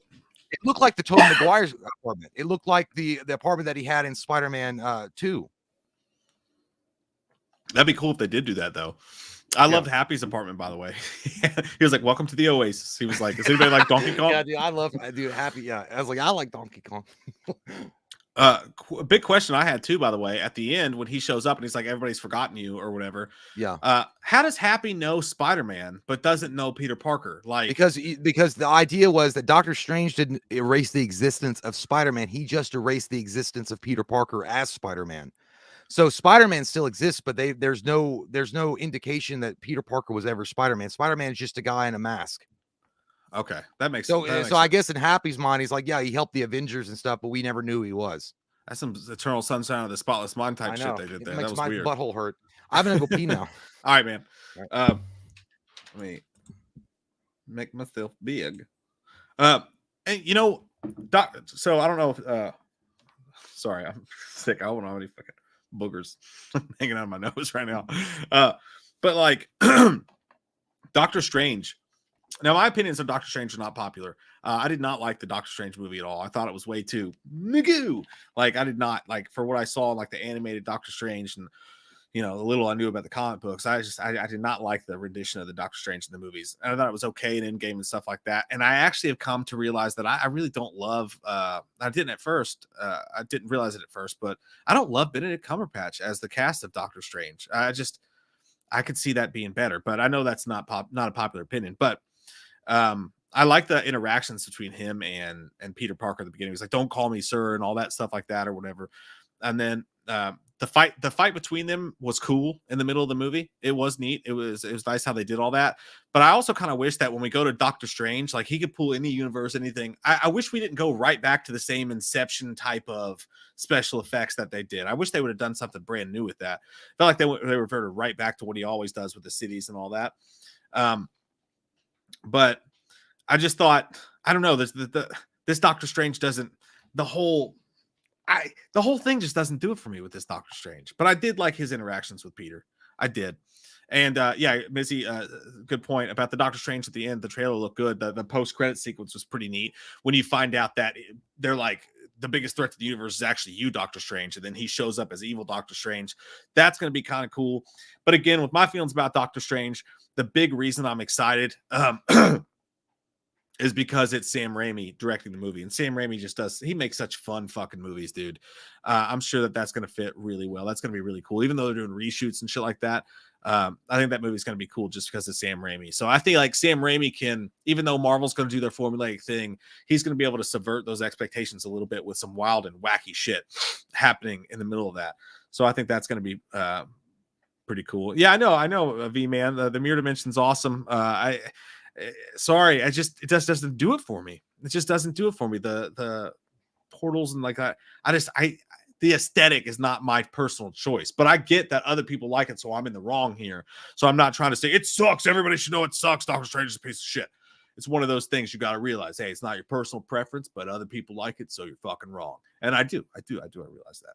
I do. It would be cool, by the way, Divinity, if Bruce Campbell shows up. That'd be dope as shit, man. I would fucking love that. But yeah, that's a good question for you guys too. Like, would you rather at this point, after what we saw of Andrew Garfield really just like stealing the show for a lot of those scenes there, and Tobey Maguire, surprisingly, and I'd hate to say this, I don't mean it in any kind of bad way or whatever. And I'm sure apparently he was kind of hard to get to come back. I'm sure he realized this too. But I didn't expect Tobey Maguire to feel so weird being back in a Spider-Man outfit and his age or whatever. Like it does feel strange. Like he did a great job. There was nothing wrong with his performance, but it's just an aesthetic thing. It seems weird so I thought definitely I'd want a Spider-Man 4 Sam Raimi movie more than anything. But now I'm kind of thinking I'd rather have an Amazing Spider-Man 3 looking at what Andrew Garfield did. So if you had to pick between those, which one would you guys pick? That's my question for you, because I'm struggling with that now, for sure. And you know who got dicked in this is Dane DeHaan. Like, they brought back everybody else, fucking Dane DeHaan. Obviously no Rhino or whatever, because that was just terrible, even though Paul Giamatti is an amazing fucking actor. How great was the joke, by the way, when he was like, I want to fight an alien. And then you got the post-credit sequence with Venom I wonder if that's going to come to fruition. If you're ever going to see Andrew Garfield actually get to fight an alien. That was a weird thing, though. Like, it seems like Andrew Garfield's character in this knew that he was the lesser of the Spider-Mans. Not that he's the lesser of the Spider-Mans, but his movies were the lesser of the other two Spider-Mans. He was Spider-Man number 3. He was cool with it. He even said, like, I'm lame. They had that funny joke where he was like, no, you're amazing. You're amazing. That was good. That was a really good joke. But it feels like he played third fiddle, even though when you watch it, you're like, nah, man, you might be first fucking fiddle, dude. It was weird. But you gotta love that kind of for these big, famous, handsome fucking actors to have that kind of humility to come back in and be like, no, I'm not gonna be the star. Andrew Garfield's like, I'm gonna play third fiddle. I'm gonna be Spider-Man number 3. I'm gonna make fun of myself and shit like that. Just another thing I loved about his character in this movie. Yeah, and you know, I'm glad that you brought that up, the humility part, because I definitely had to take a step back. I'm like, let the young blood take over here. As a strong leading man in Hollywood, I was just like, I can't take over this role. I can't do that to them. But yeah, by the way, I was going to say one of the funnier lines or scenes in that specifically, what I was talking about, Andrew Garfield, Tobey Maguire, and Tom Holland, when they were having their discussions on the Statue of Liberty, is when they were talking about, he's like, yeah, this one time I fought an alien from outer space. Like, oh, I fought an alien in outer space. Like, oh God, I feel so lame. I fought a guy in like a suit, like a rhino suit. And he's like, no, you're amazing, man. You're amazing. Because it goes back to the Amazing Spider-Man. And he's like, yeah, God. That's what I was just saying. That was such a good fucking joke. Yeah, it was great. I love it. And then you know, they do make the classic lines. He was like, you know, I'm something of a scientist myself. Comes in and then he's like, oh, it's just my back. And then Andrew Garfield pops his back. And he's like, you better? He's like, yeah, God, that feels so much better. I was like, here we go. Here comes the storyline. Is Tobey Maguire and Andrew Garfield gay Spider-Man together? I'm like, no. Yes. No, yes. They're not. I know, but it was Tobey Maguire's married to Kirsten Broken Face. Well, he never said he was married. He just said they were together. Well, I think they're married. I'm kidding. I don't think that's actually. But either way, Andrew. Yeah, I do so good, so good. And and they could have really fucked this up. They could have easily fucked this up and just had like really corny ass moments and just really terrible lines and just, you know, no significance really at all. But they did it. You know, it was a master class in storytelling, and they were able to handle it in a way that I don't think the story has been told this well, and I'll go out on a limb here and say it matches up as far as like epicness as Endgame for me. It does. I mean, yes, Endgame is you know, years of putting it together, but you know, you got to go back and think about the fact that when was the last time Tobey Maguire donned the Spider-Man suit? I mean, when was Spider-Man 3, like 2007 or something? And he looked so good. He looked so fucking good at it, man. You know, like it just fit naturally. It just felt right. As Mark Dorman said, up to $1,200, $1,200 raised. Hey, all right, man. So proud of that, guys. So that's definitely how I can pay the rent. Rent. I hope that Tobey Maguire went to Sony, and Maguire did a really good job, and there's so much love flowing towards him right now for being in this movie. I hope he goes up to Sony, and after what happened. I saw an interview with him talking about Spider-Man 4 days before it was canceled. And I hope he goes up to Sony and he said, you want forgiveness? Get religion. He gets Bully Maguire on that. I'm not coming back for 25%. I'm coming back for the whole damn thing. Yeah. So overall, what a movie, man. What a rush. Fucking Legion of Doom. What a rush. Hawk. I mean, what else? Can you say about, it's really exciting to think that they're going to be moving. Actually, this is really, really. I was already hyped up for it, but this is like maximized my hype levels to steroid level. Euphoria is Doctor Strange in the Mouth of Madness. I really want to see this now, specifically with Wanda, because I think someone said, I did see a comment was talking about Wanda, and seeing Wanda and Doctor Strange in one scene together was like so amazing. Yeah, and we all know what happened with WandaVision, and that, you know what, where she's left off, and he needs this cosmic superpower to help him set things right. I'm fucking super stoked about it. I don't know what's going on with my fucking eye, dude. Like my eye is like, if you time lapse this video, my eye is like swelling shut right now. I don't know what the fuck's going on. Did you get a little bit of squirt? Yeah, I think I got someone farted in my eye. That's what happened. You got a little pink eye going on. Yeah, I think someone farted on my pillow or something. I fucking somebody got some ass juice in there. But it is like I was fucking hanging out like 20 minutes before. I was like, hey, my eye fucking hurts, and now I'm like, I know. I can say it's getting red. Yeah, dude, it's like maybe it's just because I'm touching it, I'm fucking with it. I'm not Maybe the coming up there if you sinuses got from the if you got sickness fucking is pink getting. eye, dude. Woo wee. Oh shit, yeah. That's We got just film that's Wednesday, highly man. contagious. It's all ass juice. All ass juice in your eye. I'm sure I know. Well, that's also it's a symptom of COVID. But again, I tested fucking. I know what I got. It ain't COVID. I don't COVID's know what's you going on. get pink eye. You can get you can get pink eye with COVID. It's like one of the symptoms. Yeah. Stop picking your ass and wiping your eye. I know that's probably what it was. Dude, I had a bad wiping incident and it just got like me. everybody. Yeah, I know you like to smell your finger after you wipe your butt, but just you gotta be careful with that fucking eye. I'm gonna wake up tomorrow on that shit. I've had pink eye a couple times in my life, dude. You wake up and you're like, oh fuck. You're like, usually your lid swells up too. Yeah, I guess it's maybe the sinuses for my sickness. I don't know if the sinuses can affect your eyes. I don't know. Yeah, your eyes get itchy and red. I mean, you don't remember that Ben Stein commercial? Dry red eyes, try clear eyes. Yeah. But no, I think that. By the way, we'll go to the point now, like as we promised. We'll talk about what you guys wanted to talk about in the chat. You guys bring up the points that you like that we didn't hit on, and we'll talk about them a little bit more. But yeah, I mean, end of the day, I think covered pretty much everything I wanted to say about it. You know, who also I don't like about it, and I'm kind of sick of Flash Thompson. I'm kind of sick of his whole shtick. Well, I did see somebody in the comments just a second ago that said that they think that because we didn't mention that Tom Hardy is in it. But he doesn't really stay in it. He gets snapped back to his own universe too, but he lives behind a little bit of his juice from the Venom suit, which is still alive and going to be moving through the Tom Holland Spider-Man, the MCU universe. And someone mentioned in the comments, which is smart, I didn't think about that it's going to attach itself to Flash Thompson, because Flash Thompson in the comic books does become a Venom like superhero and joins. I think at one point he joins Thunderbolts, which is dude. If they ever do a Thunderbolts movie correctly, it's going to be some good shit. I also want to see a Dark Avengers. When they do a Dark Avengers, but that's that's after Thunderbolts. But I want to see a Thunderbolts movie. I don't think that character, if they take that character, which is good for a couple jokes, but if they make him Venom, dude, that's not going to be much better to me than Topher Grace was. Well, what I think will happen is I'd be behind this. I really would be if they do a time jump. You know, they're going to do a time jump and Halloween ends, right? What is it, 5 years or 6 years? If they do a 5 or 6 year time jump and then they just replace that Flash Thompson with a different guy, I don't know. He's obviously going to look a little different because he's a little older. Or even if they just flat out say, fuck it, we don't like that guy. We want to be another Flash Thompson. I'll be okay with that. By the way, can you believe that Joe Manganiello was Flash Thompson? And Spider-Man was like, I wouldn't want to fight me neither. Yeah. I can't. It's so weird. Now he could have been Venom.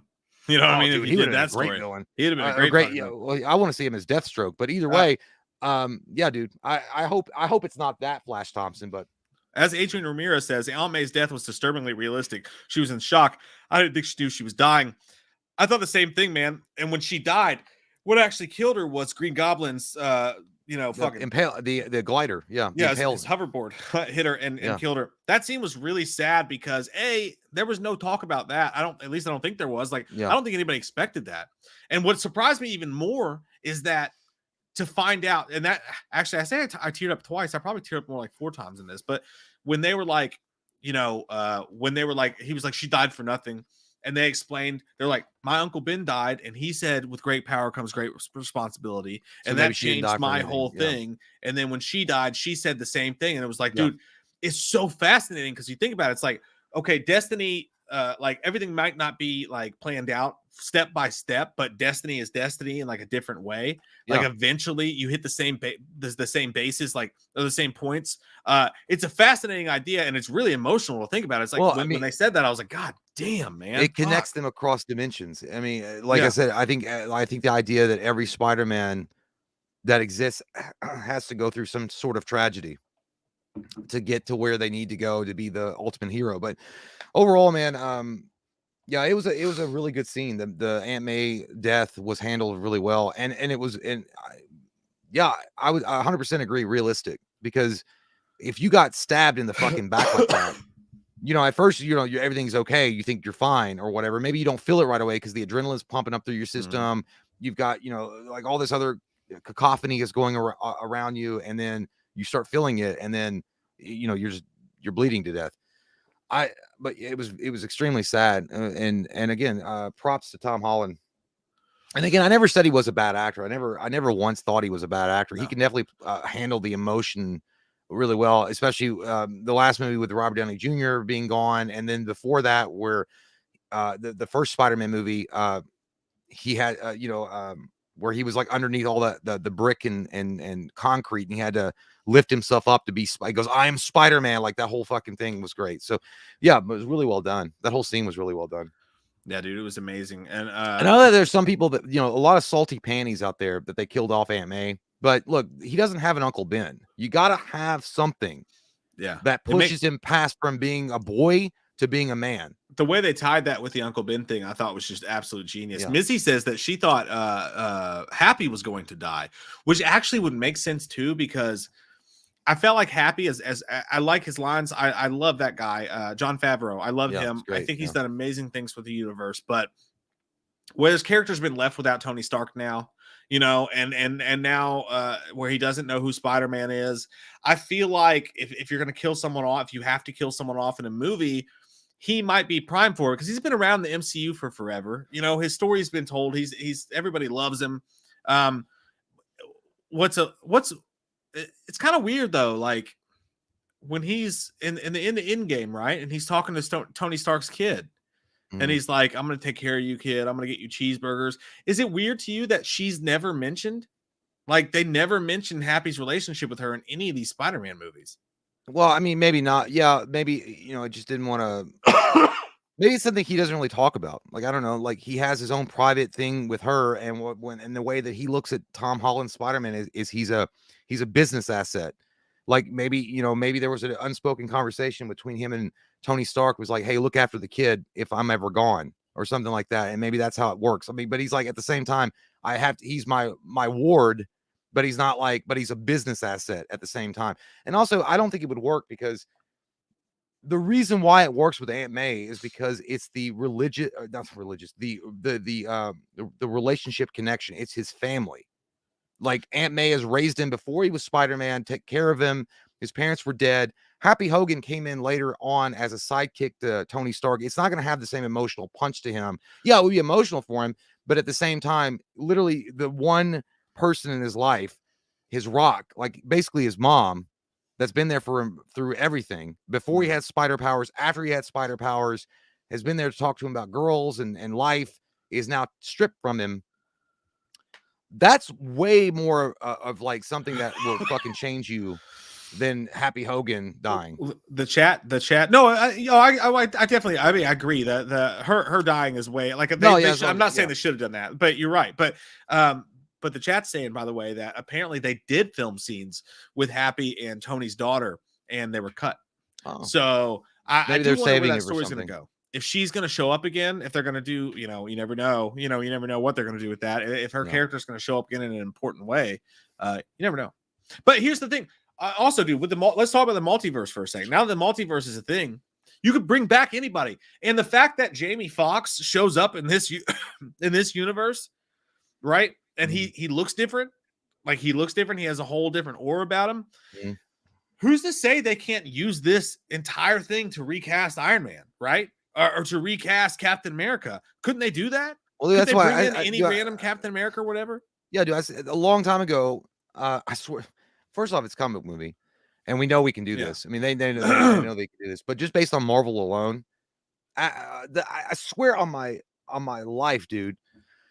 I said this before. That's how they'll handle the Captain America Iron Man situation. The drought is they can easily. I thought what they were going to do is they were going to use the Infinity Stones as a way to reverse time or pluck out a different version of Captain America, either as a younger Captain America or a different Captain America that would not be Chris Evans. That would be a different guy that they would cast, but just, and yeah, Mike, we know Sam is Captain America, but we're talking about from a different universe. But Robert Downey Jr., you could do 100%. It already happened in the comic books, and I'm sure. Look, these guys aren't fucking stupid, and they know their comic book lore, and they know how to get mad at me saying we have a Captain America. He's called Sam Wilson. Look, I know. Sam Wilson, okay, yeah. Sam Wilson is Captain America. Yeah. All I'm mentioning is the characters who died. I'm not saying that Sam Wilson is not Captain America. I understand that he's Captain America. Yeah. I'm saying that when he's done playing that role, because Anthony Mackie's been in these movies for a long time too. He's not going to stay around for forever. If they really wanted to reboot it, and specifically what I really meant was Iron Man. Well, but look, look, we're not going to argue the chat, but the fact is, you want to get technical about it. John Walker was the one that took over for Captain America after Captain America gave up the shield. In the comic books, that's fucking lore. John Walker did. He became Captain America, therefore became U.S. agent after they stripped him of the shield. Later on, Captain America takes the shield back up. After he does set it down again, guess who takes it over? It's Bucky Barnes. Then finally, Sam Wilson becomes Captain America. But either way, fine, we'll play your game. Yes, there is a Captain America in the MCU, and it is Sam Wilson. Fine, whatever the fuck you want to say. My point being, though, is as far as specifically, you're talking about Iron Man, Robert Downey Jr.'s Iron Man. He's a very big, huge part of the MCU. There was a comic book, and I know these guys are looking at this. 100% they're looking at this. There was a multiverse Iron Man that came over in the maybe mid 90s in an Iron Man issue. He was a 18 or a 19-year-old Iron Man. They brought in a younger Iron Man. They pulled him from the multiverse, or he got lost in time or whatever, and then he's a part of the Marvel universe. That's all they got to do. They did that in an animated Marvel movie too. Yeah, they did it. Yeah, it was based on the comic book where they pulled in and he's like kind of an asshole. By the way, JT Customs, I know you didn't mean anything by it. I was just saying, like, I'm just saying I know that, you know, that Sam Wilson does exist as Captain America. I'm just thinking in my head where I went was everybody who died. You didn't know that you were going to fall into the O'Reilly factor, did you? He's just into a fucking you fell into a big old goddamn a swarming pond of piranha. Be careful there, no, I'm not, and I'm not. Yeah, like you said, I'm not arguing with you guys. I know. I was thinking everybody died. Technically, Captain America didn't die, right? Like someone just said Captain America didn't die. He didn't die, but he did die. He died of old age. Yeah, we all assume like Captain America, as we know and love him, is dead. Hey, this is the perfect time to bring back fucking Jim from The Office, Captain America, and let him fulfill his prophecy. Krasinski, yeah, I mean, he would have been John Krasinski would have been a good Captain America. Yeah. And by the way, yeah, we're not invalidating, and no one is, and I don't think Mike meant that way. We're not invalidating Sam Wilson as Captain America. My God. And to be fair, I haven't watched Falcon and the Winter Soldier, so I kind of forgot about that. I watched it, and he was fine. I like Anthony Mackie, but he's always going to be fucking Papa Doc. Fuck him. So fuck the free world.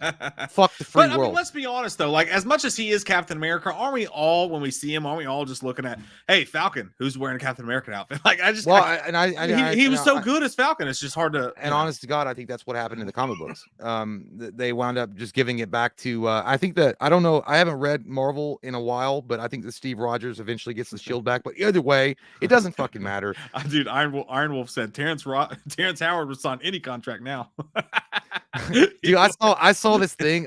It was a really funny meme about Terrence Howard. Remember at the end of Iron Man in 2007 when he looks at the unfinished paint, you know, and the unfinished Iron Man suit, because he was going to be War Machine. He's like, next time, baby. And he was like, last login 8 years ago. I was like, yeah, that's about how it is. But I like I'll be honest with you, I like Terrence Howard better than Don Cheadle. But you know, people have their druthers about what they like better. But look, Anthony Mackie as Captain America, man, I gotta be honest with you, I never bought it when I read the comic books when they gave him the shield. I was like, I don't even think Anthony Mackie's character as Sam Wilson the Falcon really wants the responsibility, or he always feels like he's an imposter in the suit. Bucky Barnes felt like an imposter in the suit. He didn't feel like he deserved the shield. That's a great point. So the fact of the matter is, it doesn't matter. The only owner of that goddamn shield is Steve Rogers, Captain America. And that's why I think at some point they're going to bring him back. But either way, we're talking about specifically, you are absolutely right. This does open up the doors for, you know, a resurrection of Iron Man in some way, meaning Tony Stark. And I was telling them, I think when you're on break, this is how they bring in the X-Men. I think this is how they do it. Yes. Because and then you could bring technically you could bring back any X-Men you want. And that's what I said. Like, here's a question. Do you want the Bryan Singer X-Men? I mean, who wouldn't want Hugh Jackman? But again, Hugh Jackman said he's done, and no doubt, like Old Man Logan is the definitive end. We get that, right? 100%. And he could come back once. And like, but James Marsden as Cyclops, I never really got. He never got a fair shake. How crazy would it be if the multiverse opened up and Hugh Jackman came out as Wolverine for one scene and one movie and saved the day, something like that? Well, or would you rather have? Okay, I'm just saying. Would you rather have the Bryan Singer X-Men come in now? Because the multiverse situation and the shakeup that's going on, Yahtzee, you can get it whatever you want. Or would you have the newer, X-Men First Class guys come in? I would say neither, and I would recast. You could recast, but I honestly, they've already established, Apocalypse sucked butt. I mean, it really was a bad fucking movie. And Dark Phoenix was even worse. That was like a fucking having sex with a hooker with like chlamydia and not knowing about it. But I think those guys, that cast was really good. I did like the cast of the X-Men First Class, and I think that look, I mean, how are you gonna fucking say no to the guy that played Xavier and Magneto? What the fuck? What's their names from Michael First Class? Fassbender and Fassbender and yeah, I know, from Split. James McAvoy. Dude, Yeah. Fassbender and McAvoy facing off Hmm. in the MCU, I think would be amazing. But yeah, it's just you know what's gonna happen to you? You're gonna hate it because if they recast, you know who they're gonna get for Wolverine, don't you? They're gonna get that dude from Sons of Anarchy or whatever. Oh yeah, Charlie Hunnam. Yeah, I don't want that. Yeah, Charlie Hunnam. Now Wolverine's one role I think Tom Hardy could play. I think Tom Hardy might be the most overrated actor in acting, but I do think that Tom Hardy could play Wolverine. Because let me ask you, are you from the Corps? I know. You from the Corps? What is fucking Tom Hardy played in? Like he honestly, played in a lot of stuff. Bronson was great. Bronson was fucking amazing. Like that's one thing I'll give you, but he's weird as fuck in Venom. Like I like Venom, but he's just weird. I just feel like he was trying to play, he was in a box. Like he I don't know what the fuck he's doing. A legend can't even understand a fucking word he says. I never liked that one. That Shia LaBeouf movie he did was okay. That was great when he was like a country boy with the moonshine. Yeah, it was all right. It was good, but like. And then obviously Warrior. What else has he done? That like everybody's like Tom Hardy's the greatest fucker. Well, you mentioned Bronson. Like Bronson's good. Like because he's a good versatile actor, and I mean he does have the tough guy attitude. I think he's the opposite of versatile. Like he's tough guy, and that's it. Like what else has he done? That's like special. He was emotional in like. Well, I mean I've seen him be emotional in Warrior. Like for a second. Well, no, I mean I've seen him in interviews be emotional. Like. I don't see everybody saying Joel Edgerton. Hey, Joel Edgerton out and Nick Nolte were great in that movie too. I don't see people saying Joel Edgerton should be fucking Wolverine and James Bond and everybody. Joel Edgerton is busy not getting roles. But I will say Nick Nolte is that guy. I will say them. And I like Joel Edgerton a lot, but Nick Don't Nolte tell me Mad Mix said Mad Max. Don't tell me Mad Max. Oh, he had like 6 lines in that fucking movie. Well, I know, but I think it was the idea. He was not Charlize Theron was the focus on that. But either way, I don't think I never would say Tom Hardy is Wolverine. Ryan Gillen said, sorry, I didn't mean to interrupt you. Ryan Gillen said he's the same height though. There was problems with his performance in Bane too. You can understand the fucking word. Once again, Tom Hardy has multiple roles where you can't understand a fucking word he's saying. But Bane, he was good in that though. He was good, but like it was mostly body style and like I don't know, dude. He didn't have any like great like name one fucking Tom Hardy monologue that like stands out. Like I can't remember the words. Not Bronson. Not Bronson, but I can't remember the word in Dark Knight Rises when he's at the stadium. I give it back to you, the people. I feel like that was a pretty good look. Hey, listen, a certain politician that we know stole the fucking lines. It was that goddamn good. And I'm not gonna name names, but anyway, my point being is like, hey, look, I think I would even want Tom. I love Tom Hardy, I really do. I think Tom Hardy is an awesome actor. I really like him a lot. But I feel like he's already made his bed with Venom, and I want to see where that goes. I would not cast him as Wolverine, even though he is the same height and he's got the same kind of attitudinals about him. Charlie Hunnam, to be honest, to be fair, I don't know enough about Charlie Hunnam to fucking hate him.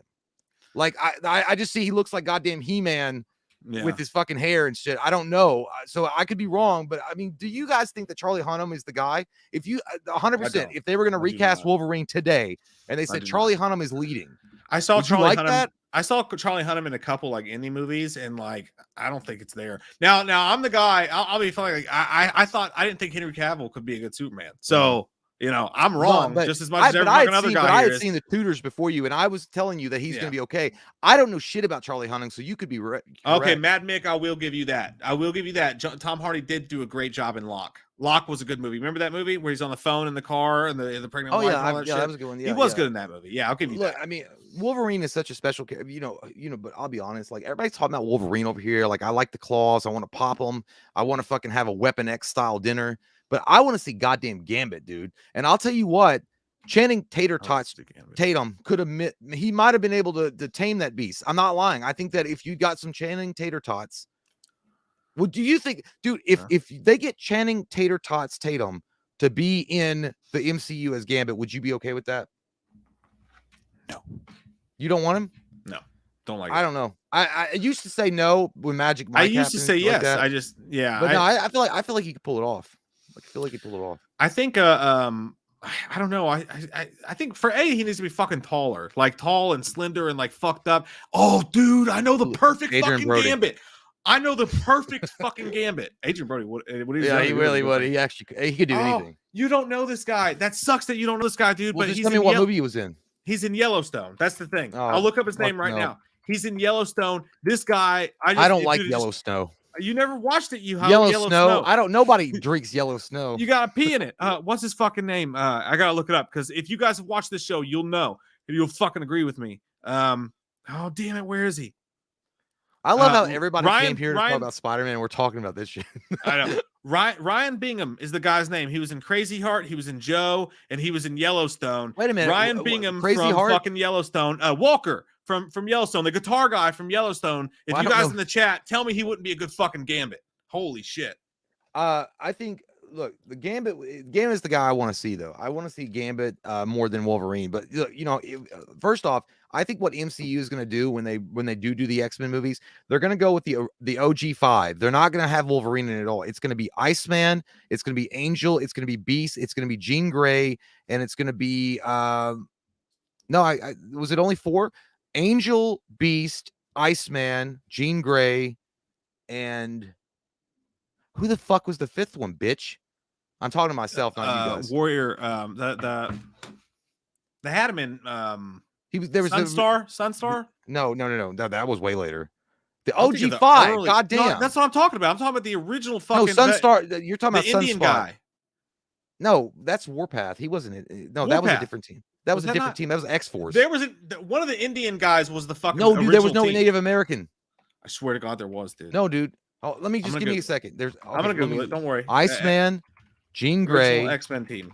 Okay, yeah, that's better. Just do that. Angel, Cyclops, Iceman. Marvel Girl, Beast, Angel, and Iceman. Cyclops was not. Cyclops was not on the original team. Yes, he was. I was wrong. He was on the original team. I swear to God, Sunspot was on there. I swear to God, he was. Sunspot didn't come in until way later. I read that fucking that big book. I think I borrowed it from you. I thought he was in there. Anyway. No, Sunspot didn't come in until later on. But I do know that Wolverine and Colossus and Nightcrawler didn't come in until like X-Men Annual #1. Like they came in the 70s. So the thing about it is that's what MCU is going to do. And that's fine. I don't even mind them focusing on the OG team and not having, because that, you know what, that takes pressure off of us. Okay. There's no need to perform in the bed tonight. Let's just have a good time. So, you know what I mean? Like it takes pressure off of us because I don't give a fuck who they cast as. Actually, I do give a fuck who they cast as Cyclops because Cyclops is the leader, man. The chat's cracking me up, dude. One dude said Corey Feldman for Colossus, and then Philip Michael said James Jude Courtney for Colossus. Corey Feldman would be a really good Mr. Sinister with all his lies. Yeah, no, you know what? I like Corey Feldman. He's fun. If X-Men and the original Spider-Man and all those great movies never exist, we'd probably be watching Corey Feldman play Spider-Man right fucking now. I probably you know what? The kind of shit they were doing. It's always been those what if, because hey, we're talking about the multiverse in Spider-Man anyway. Here's the what ifs. What if there was a universe that James Cameron actually made the movie with Leonardo DiCaprio as Spider-Man? Oh, it would have been great. I think it would have been a great movie. Do you know that's funny? Is I don't know if you guys know this, but the whole thing with the web coming out of the wrist, that was James Cameron in his original script. They just kept that. I'm listening. And that was, I was like, that's gotta be that's pretty smart, man. James Cameron, he's a master storyteller. He's an Academy Award winning badass. He's the gold standard for directing, in my opinion. It's cool that they kept that in because it's smart, man. I mean, it's like, hey, we're going to try to bring Spider-Man to the big screen. We're really going to put a lot of effort into making an awesome interpretation of a beloved character as Spider-Man. And hey, let's just forget the little tiny things like the web shooters because, it's going to be a little bit more tricky to be like, oh, well, he's also a scientist and he makes this web fluid and shit like that. Let's just get into it. Let's go web, go web, go. Like it was, but anyway. I always wondered like what it would have, because I don't see Leo DiCaprio coming back for more than one or maybe 2 Spider-Man movies. I mean, I know it was on because Titanic hadn't happened yet. When James Cameron was interested and wrote the script for Spider-Man and had Leo DiCaprio as the main guy, as Peter Parker, Titanic didn't happen yet. And then when they were, the legal things were happening with Spider-Man and it was getting dragged and nothing was happening. He pulled out of it and said, we're just going to go make Titanic. I'm going to take my boy and we're going to go make Titanic and you all can do whatever you want. But I always wonder what that would have been like. I mean, it's Leonardo DiCaprio, guys. It's Leonardo DiCaprio with James Cameron as your director versus Tobey Maguire and Sam Raimi. Now that's a lot of people have the love for Sam Raimi and Tobey Maguire, but dude, how can you argue? This motherfucker is King Midas. James Cameron makes gold with his hands. I just want to see, because you see Leo DiCaprio slinging around town in 1999 as Peter Parker. Yeah, but you know what? The problem is we were talking about, Andrew Garfield's too good looking. You know what I'm saying? Tom Holland's kind of a cool kid. Leonardo DiCaprio is better looking than both of them. And he would be Spider-Man. I know that you feel that way about Peter. I don't mind a good looking Peter Parker though. I think that there's a tons of handsome dudes out there. I'm not saying like he doesn't have to be ugly, but I mean like an average looking dude. Sorry. Like Tobey Maguire is a good looking guy for some people, and you can understand why he's handsome, but then other people wouldn't think that he is. Like I just want a base level. Because you can obviously tell when you got the fucking Gap model and you got the Abercrombie and Fitch model. Jake Gyllenhaal almost played him too. But dude, I seen him in Donnie Darko. Why are you wearing that bunny suit? Why are you wearing that man suit? I think he's too dark. That motherfucker looked like he had dandruff and greasy hair. I'm glad his career went a different way and he didn't have to play Spider-Man. Well, you could throw in Ryan Gosling. I mean, Ryan Gosling was probably interested in it at some point. But... So Iron Wolf said, Michael Jackson would be a great Morbius. Yeah, you know what he does? He preys on the innocent and sucks the life out of people that are unaware. I wonder what he does in his bedroom with his monkeys. I'm not going to speak ill of the dead. Time has passed, but Billie Jean is not his lover. That's for sure. I swear there was something about Michael Jackson wanting to be Batman or something. I swear, like there was a story about him he was trying to pretty much buy his way into the role as either Robin or Batman or something. He really, and he had the money to do it, and they just wound up being like, no, you're not going to be fucking Spider-Man or fucking Batman. I believe that shit, dude. I really would believe it for sure. I think that, well, let me ask you this though. Alt Bolt said Taron Egerton for Cyclops. Taron Egerton's another one of those guys I don't get. I just don't get it. I don't like him. A lot of people think he should play Wolverine. I don't like him. He just sounds something that what the fuck? He was the guy that was in the Kingsman, and he was Elton John in the Rockstar movie, or in the Elton John movie. I don't remember the name of it, but he's the main kid in the Kingsman movies. Oh, that kid! No, I don't feel like I don't get it. Look, I really think they had a smart thing with James Marsden, dude. And it really sucks that they fucking ruined his character, especially in X-Men 3. Completely wasted. He was a perfect Cyclops. The only thing I don't like about James Marsden, and you know who is a character in the X-Men universe that we've all been fucking dicked from seeing, is that full-on 90s in the middle of the X-Men run in the 90s. That classic big ass fucking huge. Like he has Tom Hardy's body. Like he has those Tom Hardy fucking traps, X-Men, Cyclops with the bright blue suit, the yellow strap, the yellow and red fucking eyes shooting out like fucking ripped and huge. That's the Cyclops I want to see. Well, that was also I can't remember the artist's name, but he also got made fun of way later because they're in proportion. If you look at his art style, it looked like shit. I mean, he made them like big giant titties, but they were supposed to be pecs, and it looked like these tits were like falling over worse than Dolly Parton at an award show. He did a great job with Rogue and all them too. I mean, I like that part. So attractive. But yeah, books, as dorky as that sounds. I don't think that Cyclops has ever given, he's never been done the way that he should have been done. I always like Cyclops. I like Cyclops better than fucking Wolverine. But the thing about Cyclops is the leader of the team, but he's also an asshole. And the reason why he's an asshole is because he knows what the team can do and he expects the best. I always feel like he's Captain America, but he doesn't give a shit. Like he doesn't need to give you a pep talk. He's like, motherfuckers, you work at Target. This is our job. We need to push sales. It's Christmas Eve. Push sales. There, you sell those Xbox. Push sales. I know that we all don't get along, but we family. And family sells. They get Vin Diesel as Professor Xavier. Oh God, family. It's a nightmare. Honestly, before he had died, I would have said Paul Walker would have been a pretty good Cyclops. He would have been. I think he would have been too. Yeah, for sure. But I don't know. But I like the kid they got. I really do. I didn't mind him. I just feel like he had more growing up to do. He's pretty much in the same boat as Tom Holland, in my opinion. I feel like he needs to mature a little bit more in the role. But the kid they got from Ready Player One, I never liked that casting. He did a great job. No, I liked him. I thought he was good. I just I always remember him from Mud. He did well, that's the thing. And that's the thing with all those characters. Like, he did a great job in the role. Like, there's nothing wrong with the way he played it, but he's just that kid is not ever Cyclops to me. I just don't see it, you know. Well, he's a young Cyclops. But yeah, it depends on the version of the X-Men that you want. Do you want a more seasoned team where they're a little older, like they started with the Bryan Singer stuff, or do you want to see them as teenagers? For me, I want to see him more seasoned, because we never got that. Like, look, we got with Bryan Singer.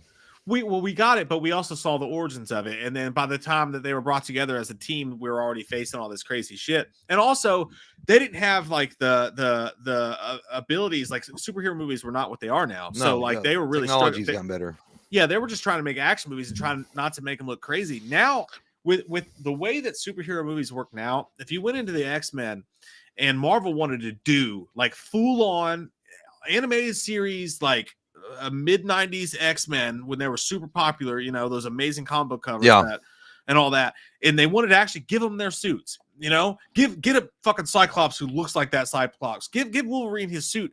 I think they could do it, and they could pull it off, and it wouldn't feel weird. I think so now, and I think that, but I think back in the day it was banking on so much the fact that we can't fuck this up, because if we fuck this movie up, the Bryan Singer X-Men, then it closes the door forever for superhero movies, because they even make a joke about that in the X-Men movies. Like, what would you prefer, yellow spandex, which is kind of poking fun at the 90s, because what they thought was like, it's not going to look good on screen if we put them in yellow ass spandex or bright blue. I 100% get why they didn't do it now, then. but they've shown that they can make it work. But back then they didn't know if they could make it work. Yeah, I know why they didn't do it then. I just think they could do it now. Yeah, they could do it now. They could get away with it. But yeah, all I know is that Tyler Mane was a decent Sabretooth. He's like, scream for me. Like, that fucking made him scary. But but honestly, I did like Liv Schreiber. I know people hate Wolverine, X-Men Origins, and I get it. But Liv Schreiber was, I think, a pretty decent Sabretooth. Hey, say what you want about X-Men. Dude, Liv Schreiber would have been a pretty good Cyclops. I know, because you're thinking of an asshole. You gotta have an asshole guy that people listen to. Liv Schreiber's that dude. Hey, hear this. Now hear this. Now we go. Hey, what about Henry Cavill, dude, as Cyclops? No, I don't see it. He's the perfect size now, where he's all fucking big and shit. I would have agreed with you if he had never been cast as Superman, but because he has such a prolific role as Superman, I could never see him other than Superman. He's like, he literally, if you put that costume on him, he would literally look like the cover of all those X-Men Superman. And like, you know, he could do the role, but that would be wild to see. But if you're gonna cast somebody that big and bulky as Cyclops, fuck, who you gonna get for Wolverine? You know what I mean? Like, you gotta actually find a dude who's 5'5" and they're gonna. Well, that's why they want to go Tom Hardy, because he's so fucking short and squat. But the thing about Cyclops would be a good Cyclops. Yeah, like, go fucking cast Cyclops. Hey, look, you know, everybody always talks about Wolverine and that he's hard to cast. He is hard to cast. I mean, there's no doubt. I think that Cyclops is harder to cast. For me, Cyclops leads the team, and he has to balance that level of emotion and authority in a way that Wolverine's just straight rage and emotion, like emotion. He's all straight rage and emotion. Cyclops leads the team. He has to be professional, but he also has the emotional weight on him as well. And the fact this motherfucker can't even open his eyes without burning down a hole in the ozone. And then his girl is like, you know, playing suck me eyes with Wolverine when he comes on board. He's like, just move through, Logan. That's a big. I feel like Cyclops is the most like relatable character, even because I know everybody's gonna say Wolverine or even Gambit, but I gotta be honest, man. Cyclops is like trying to hold his team together. He's trying to keep his job as like #1 manager of the month, and there's this motherfucking new employees coming in and trying to act like he's gonna steal all everybody's loyalty. That guy's got like, dude, Cyclops is, especially his character arc, dude. You know, when he becomes evil and the whole thing that happens in the comic books, but I would have loved to see Bryan Singer's X-Men take on, like, if they had done an X-Men versus Avengers, imagine Bryan Singer's X-Men taking on MCU's Avengers. Of course, they're going to get their ass kicked, but I'm just saying it would have been cool to see that. Yeah. I don't know. I don't think like they touched on Bishop a little bit, but I would like to see a really good Bishop. That was shittily done. But even though they had a good actor for it, wasn't that fuck, dude, the dude that played Boulder. That played who? Who's the guy that was up for James Bond? He played Boulder. In Thor, he played Boulder, I think. And he was Elba. Yeah, they had Idris Elba for when he Bishop.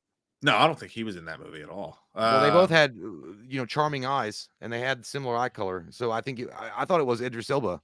No, it wasn't him. That would have been a bigger deal. I could be wrong, but let me look it up. It was I see his face. Show me his name. What's his fucking Whatever. I name? mean, I thought it was. Is it Idris or Idris? I never can tell. I don't know. I always said Idris. Someone tell us who the guy that cast as who the guy that was cast as Bishop. fucking Yeah. Bishop. Yeah, but I don't know. We went on deep on a fucking X-Men thing. Well, because it deserves to have its own. It deserves your respect. I feel like Brody in Mallrats. He was like, Hartford, the Whale. They play like once every 10 years. This is a big deal. This happens like once every 10 years. Yeah, dude. Like, by the way, this chat's talking about this as well. I think Idris Elba would crush James Bond. I think it'd be great. He's a little old now, but I think he would crush James Bond for sure. It would be good. I think everybody'd be okay with that, but I think he's too old. Stephanie, I never heard you say Cavill should be Cyclops. Shut up. Shut your mouth. Hey, man. But overall, getting back on the Spider-Man track here on the Spidey sense. Yeah. It's a great movie. And I think everybody that's a fan of the Maguire series, everyone that's a fan of the Garfield portrayal, and even the current people that love Tom Holland, it combines all the great flavors of yesteryear with the great flavors of today. It feels like walking into Baskin 31 and having it your way, and it doesn't have to be Burger King. It was really fun, man. It was also, to me, it was a lot more emotional than I actually thought it was going to be. I knew I was going to get excited, seeing Tobey Maguire and Andrew Garfield come back and be in their spider suits and then interact with Tom Holland and Doctor Strange and all that stuff. But I was really shocked about how much emotion they were able to convey on screen and then make you feel through the screen. So yeah, dude, it's a 9.5. And the reason, and again, I'm not giving it a 10, just because some of the pacing was, and I know it's so nitpicky where it's almost like, why are you being a bitch? No, but there were just some things about it. And then the Ned thing, and that's why I mentioned earlier on in the video. And I know people like Ned, and I get why you like him and the comic relief, but sometimes it comes across as so goddamn Magoo-ish that it doesn't do, it's not doing you a service for those lines and jokes to be in it. It's doing it a disservice, because now it's just taking like a good dramatic moment and making it fucking stupid. I hate what you said and I left.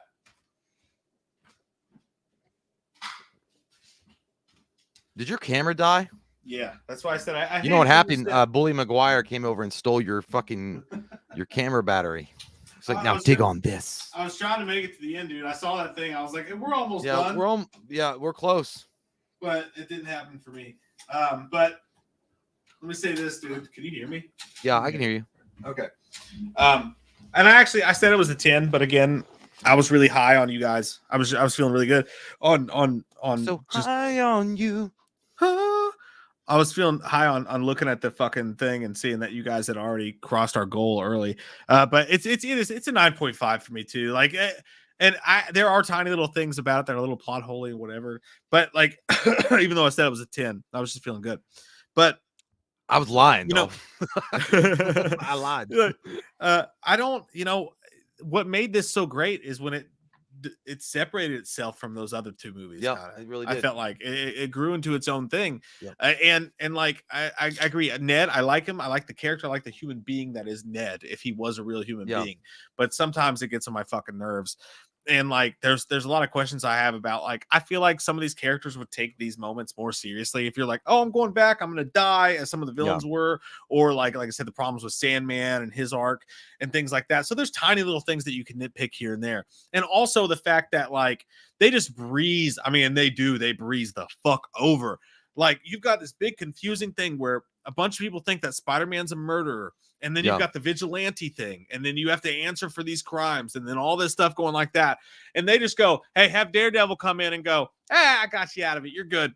And then like that, that's all gone now. That doesn't exist now. Yeah. Like, I don't have a problem with it. It doesn't make me mad, because me as an audience member, I didn't want to sit there and have this movie become 3 hours and 20 minutes so we could hash out these tiny little details. I'm happy and I'm fine with them moving on through it. but you can't help but notice that those plot holes are there, still. So I'm Yeah. not complaining that didn't, but it is a fact. It's just a fact. So it's a 9.5 for me, but dude, it fucking blew away my expectations. I cried dude. 3 I times. again, they delivered everything they promised, and I think that everybody that loved the old Spider-Man films and the ones that loved the new Spider-Man films, I think they married the two very well. And I feel like people are going to leave, the older fans and the newer fans are going to leave satisfied, which definitely in my experience, I never can say that a girl said that about me when they leave my bed. But yeah, dude, overall, it's a 9.5, and it was so close to a 10. So I feel like what I'm going to do is I'm going to give it's going to go right below Spider-Man 2. Like if you ranked all the Spider-Man films up to today's date, this is right below Spider-Man 2. And I'm talking about right below, like so far, just so close, it can tickle the butthole hair. Like it was really close. But yeah, but still, overall, Tobey Maguire's Spider-Man 2 is still the greatest Spider-Man movie of all time. But this one's so close to it. And, and honestly, it was a fun time, man. It was a really fun time. And, what's fun about this also is the fact that you can experience a very more matured Spider-Man story. And there is a lot more of an adult anchor in it that as you're older, you can actually appreciate, but you can take your kids to go see it and they're still going to see Spider-Man swinging around, telling and cracking jokes. Oh, yeah, and that's another thing too, dude. Like I took MJ to see it, and she's seen every Spider-Man movie.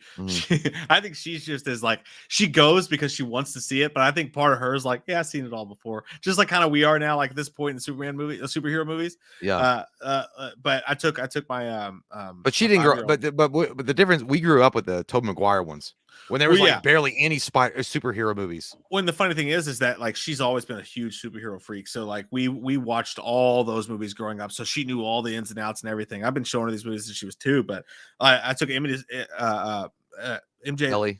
I took Ellie to see it. Sorry, I took Ellie to see it, and she loved it. It's like she kept turning around to me. She's like, "This is great! Like this is awesome!" And like when the crowd, it was funny when like Peter Parker, when Tobey Maguire or somebody would show up, and the crowd would go, "Yeah!" She'd look at me and she'd be like, "Yeah." I'm like, "Yeah." I know, are you excited? Are you excited, dude? I really thought that I was telling Mike, and I think maybe I told you guys already, but I really thought John Bernthal might show up in this movie as Punisher. Just because look, you know what? I think Marvel is realizing that, hey, you know what? Netflix did something really extraordinary with those characters, with Daredevil, with Punisher, with Jessica Jones, with Luke Cage, and even Iron Fist amidst the controversy, which I think there should have been zero. And I mean, you can fucking fight me on that and I would debate you on it. But either way, the whole thing that happened with that thing, I think that MCU is coming around like, hey, you know what? There's a strong following. But by the way, when I say the controversy surrounding Iron Fist, I think you know what I'm talking about. I'm talking, the show itself was not very good, but the controversy surrounding the guy they cast to be Danny Rand, which read a comic book, motherfuckers, read the source material. Anyway, I don't remember, to be honest with you, but well, I know, but it's it's literally a fucking rich white dude. That's what Danny Rand is. He was always a rich white blonde headed dude. He looked like fucking William Zabaka from Cobra Kai. They were saying they whitewashed him. Danny Rand was never Asian. Ever. 100% never Asian. He learned at the feet of the ancient one, or no, it wasn't the ancient one. I don't remember his master's name, but Danny Rand was always a blonde white kid that fucking was a master of martial arts. But either way, my point being is MCU is realizing that there was a strong following for Netflix shows like Daredevil, like Punisher, Luke Cage, Jessica Jones, The Defenders, even Iron Fist. And they're starting to, I think that you're starting to see that reflect in their movies. They have Charlie Cox coming in as Daredevil in Spider-Man No Way Home, which is great. I think this is a great moment because what happens now is that you wonder if MCU is going to restart it and they're going to have Charlie Cox come back and be the Daredevil, and either they're going to be a set-off spirit on Disney Plus or something. And now, because beyond those, I don't care about Jessica Jones, Luke Cage, or Danny Rand or Iron Fist. I want to just see John Bernthal. I want to see a Punisher movie get the goddamn justice it deserves, but it's going to be real hard for them to do because I told Mike before the stream started, if you water it down and give it a PG rating with John Bernthal, it just ruins the whole fucking experience for me. You can't do that. I mean, it's the same thing with Deadpool. If you water him down, It's going to ruin it. I think Punisher. I don't think we'll see a Punisher for 10 years. I just don't. I hope I don't, you're wrong, and I'm going to move to put anal bead in your butt. I don't want that. I don't think we see a Punisher on screen for another 10 years tops. You know, it's really interesting. And by the way, you guys can look this up. Punisher, they just unveiled the new skull design. Did you see this? I know, that's what I was gonna say. Yeah, they just it looks like shit. Here's the thing, though. It looks like Shredder's skull. Here's the thing, though, and that's in the comic books. What they're going to do, I know. For one, it's a good thing because he lay dormant. They didn't know what to do with him because all these people, for all these, and we won't even touch on it at all. But yeah, different political causes starting to use the Punisher thing when that's not what it was meant for at all. He's a vigilante that's doing right by what happened to him. His fucking family was murdered in front of him, and it's ironic that one of his biggest foes in the comic books is the police. You know, but there's the police. You know, well, he was a cop. Before, yeah, but the cops are chasing after him and the thing. So like, it's not with the 10-foot pole. Yeah, let's not do that. Yeah, anything. But I will say the people are using it, and they were taking the thing, and then the Punisher logo became a political thing. So it just seemed like, hey, we're just not even going to write Punisher because we don't want to get in the middle of that shitstorm either. So their way of doing it was we're going to change it. But also, if you look, they're going to do flashbacks where he's wearing the original Punisher thing. So if there's a cool story for it, when they write it out, I'm all for it. But it feels like that might be the first step into maybe bringing Punisher back to screen. I think it's always interesting to look at these comic book stories that they do and be like, are they writing these comic books to see how they play, to see if they could possibly become theatrical entertainment? Because that's interesting, you know. I just think all you got to do is realize what, you know, any fucking fool out there, and that includes morons on Twitter or Instagram, can realize what Punisher stands for. Punisher stands for justice for the people that don't get justice. He's the one that stands up for the people that can't go to the cops or can't do certain things. You know, the people that get molested that never turn it in. The rapists, you know, he says, like, dude, the Thomas Jane at the very end, he goes, all the rapists, the molesters, the murderers, you'll come to know me well. That's what he is. He's not, and the skull is literally about punishment for the guilty. So guess what, politicians out there and the fucking morons that type real hard on Twitter because they got no dick, he come after you because you guys are the pieces of shit that prolong hate. You guys do this shit. He's not your mascot. Punisher is literally a story about a man that can't take any more of what's going on around him, and he decides to take the law into his own hands because he knows the law does work, but it's working in a slow way and goes about his way to do it. I will agree with you in the fact that the people who are using his logo don't know fuck all about what it means. Look, it's just a fucking logo. It's just a skull, man. But anyway, I don't like the new design. I think the new design is garbage. It looks too fucking like futuristic. It looks like when I mentioned Shredder, it looks like Shredder's skull. It looks so stupid. I don't know. I don't like it. Look, to me, honest to God, I think the Punisher and Ghost Rider are the two easiest stories to tell. Yeah. I really do. I think they're the easiest story and the most relatable. And I will say this. Imagine having Nick Cage as Ghost Rider and fucking that up. I know. And well, you know, and Mike and I have mentioned this multiple times. One of the best examples of a Punisher movie that was not a Punisher movie was Death Sentence with Kevin Bacon. That's what it is.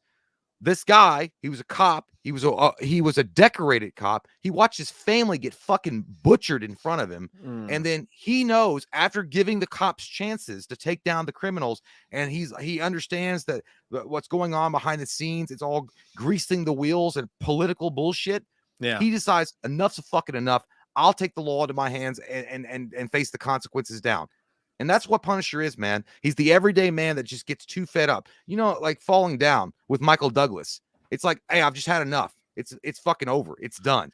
It's a very simple story to tell, but it's always like we gotta dance around this political issue because the Twitter mob might strike me down. Well, you could turn your asshole up to Twitter and say, suck that butt.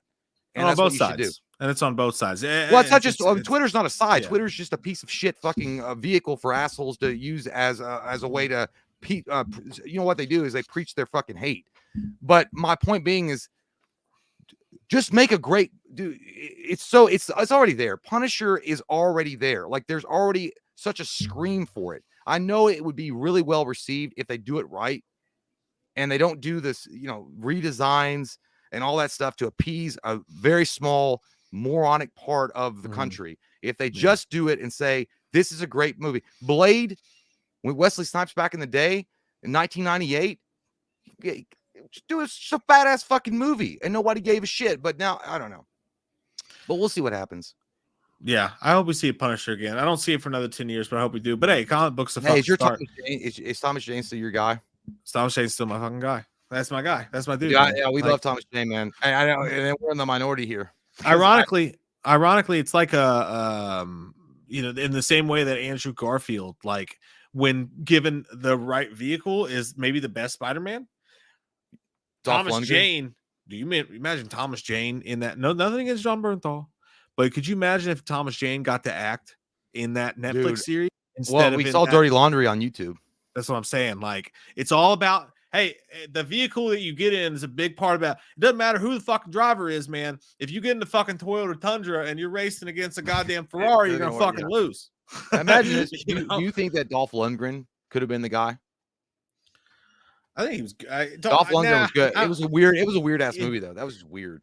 Dolph Lundgren, it's I don't think it ever would have played right, but like I do love Dolph Lundgren with all my heart and soul. Yeah, but dude, it's weird. So yeah, that's a good idea. What's your favorite Punisher portrayal? Because you got Dolph Lundgren, you got Thomas Jane, John Bernthal, and that dude that did Warzone. I can't remember his name. I never can remember his name. Ray Stevenson, I think. Ray Stevenson. Yeah. The Thomas Jane's my dude. And Thomas Jane is like one of the most underrated actors out there to me. Like they have this dude doing B movies constantly, and it's like this guy is a fucking movie star. What is wrong with you? And not to mention the fact. Well, the fact that Thomas Jane was so in love with the character of Punisher, he funded the fucking Dirty Laundry on YouTube just to get back in it. And he's like, I just want people to see what a rated R version of my movie could be. It was so fucking beautiful. And it's funny, as my brother and I, Cody and I were talking, he's advocating for Frank Grillo bad, dude. But I was like, here's the thing about Frank Grillo. I like Frank Grillo. He's got the best hair I've ever seen in my life on a human being ever. Like, amazing. The thing about Frank Grillo is 55 years old, dude. Or is he 65 years old? I mean, he's up there. He's 55. He's almost 60 years old. Yeah. And yes, I know he looks like a good Punisher, but if they want to make 3 movies with him, they can't be having a 70-year-old Punisher running around. And look, and I'm fine with that. Like I said, and we've talked about this before. One time on my fucking regular Facebook, I went on Frank Grillo's page. I was like, dude, you'd be such a good Punisher. And he actually liked the post. Like he's always wanted to play Punisher. I know, and he advocates all the time. And he could. But technically, to me, some of those roles he did in the Purge movies was technically the Punisher. Like he was that guy. Like he was just. But I mean, dude. Would you say if they said, okay, well, either you got your choice right now, you either get John Bernthal, you get Frank Grillo. Frank Grillo. He's too old. I want him. He's amazing, but I'd still take Bernthal just because I know he can do it for a few more years. Bernthal just doesn't. He's fine. He did a great job. You just don't like it because of his fucking role as Shane. Look, I know every time, dude. Every fucking time we talk. I wasn't gonna go through it. I wasn't gonna go through the whole thing. Every time, he fucked Rick over. I know. Fucking guilty as charged. All right. I watched The Walking Dead. The guy sleeps with his best friend. I know. His dead best friend's wife. He's a piece of shit. And I've never forgiven him for it. I know he's an actor, but you liked him in Wolf of Wall Street. Somewhere deep in my fucking heart, I just can't. I don't like the guy because what he did to fucking Rick or whatever the fuck. Yeah, Rick. You don't sleep with your dead best friend's wife. You don't do it. I swear to you, if you were a casting director, you'd be that guy. I'd be like, I can't hire him because this motherfucker fucked over Rick. Like, dude, it's a show. It doesn't always happen to me. Like if someone's a bad guy, like I could forget it, but like for certain roles, I'm like, no, fuck that guy for life. You did so good, dude. Fuck you for life. Congratulations. Well, I mean, I'm saying like between 2 older guys, Thomas Jane or Frank Grillo, I'd pick Frank Grillo over Thomas Jane though. Ooh, that's a tough titty, said the kitty. Yeah, I know that's a hell run. That's a tough I would get all right. I'd give it to Frank Grillo just because Thomas Jane had his shot and Frank Grillo deserves a shot. But Carl Urban or Frank Grillo. Frank Grillo. You sound like fucking Venom coming out of your butt. Hey, Frank Grillo's not. And by the way, we're gonna do. I think on Wednesday when we film, we're gonna do our top 10 of 2021. Very, very fucking high on my list. You're gonna see a movie called Game Over or Game Something. Frank Grillo's the star of that movie. Boss level. Yeah, that's. I haven't seen it yet. Surprisingly, do you please do me? No, I know. I do that. I was telling Cody was like, dude, why didn't you see that yet? Yeah, watch that before. Do me a favor, please. Watch that before Wednesday because I guarantee it's going to make your top 10. Nobody talks about it. Frank Grillo's so fucking good in that goddamn movie. I think the guy's an amazing actor, but yeah, I think he would have done great. Hey, Gerard Butler should be Wolverine. Gerard Butler could probably fucking be Punisher too. I don't know. Like I kind of like He's it. short as fuck. Yeah, he could pull off either role. Sexual to me. I kind of feel good about it, man. Dude, law-abiding citizen, pretty much the Punisher. Cool. Yeah, that's a good point. That's another hey, that's a video right there. Like top 10 movies that were the Punisher but weren't the fucking. Dude, that's Punisher. a great idea. We should do that. That'd be fun. That's a fun idea. Yeah. I like that a lot. But hey, watch Boss Level. Watch Spider-Man: No Way Home. Most importantly, I just want to say as we get out of here, because my eyes swelling shut, my throat's. I'm like, I like fucking Peter Parker. He's having a stroke, ladies and gentlemen. That's what that's called. I got boogers in my throat. But Alex Jones, the freaking frogs are gay. Goddamn frogs. Shit, but no, guys, I can't say enough, man. Like, holy shit, I thought when we set up this fundraiser, because I'll be honest with you guys, I'll tell you, my original plan, like I was talking to Katie, we were out one night and I was like, we got to do something. Obviously, we're going to do our own thing and donate ourselves and like whatever. I thought, initially, hey, they're probably going to need people to come help clean up, but we don't have a truck or anything. I didn't know what to do, but I thought, hey, my original thought was we should do a Halloween stream. We should just try our best to get people from Halloween to come on here and just help us raise money for the tornado victims of Kentucky. But that proved to be just dealing with YouTube, trying to figure out how the fuck the charity stream works, proved to be its own challenge, as you saw when we thought there were super chats and there's not. Long story short, I don't know what I'm babbling at this point, but I just want to say that. And then Jay said, why don't we do the Spider-Man thing? Jay, that's what I was. Why did you fucking take words? That's what I was going to say. That's what I was going to say. Jay made a great point. He's like, dude, this is the biggest fucking movie of the year. Now, for us, it's Halloween Kills. But for everybody else, this is the biggest goddamn movie of the year. So, Jay that's going to be an argument. Yeah. But Jay said, hey, let's just do it for the Spider-Man stream because, then, because we were worried, like, oh, it's going to take so much time to set up the Halloween thing. We thought nobody's going to care at that point because that's just the world does what the world does. And Jay had the idea to do it for the Spider-Man stream, and you were fucking right, dude. Hey, man, and I got to be honest, like, neither one of us had any kind of reservations about doing that. Like, I mean, like, the fact is, and Mike made a good point. It happened in our state. We've talked shit on Kentucky before, and why wouldn't you? I mean, there's Cracker Barrel on every goddamn corner, and there's some kind of religious freak on the 7-Eleven trying to say God hates gays.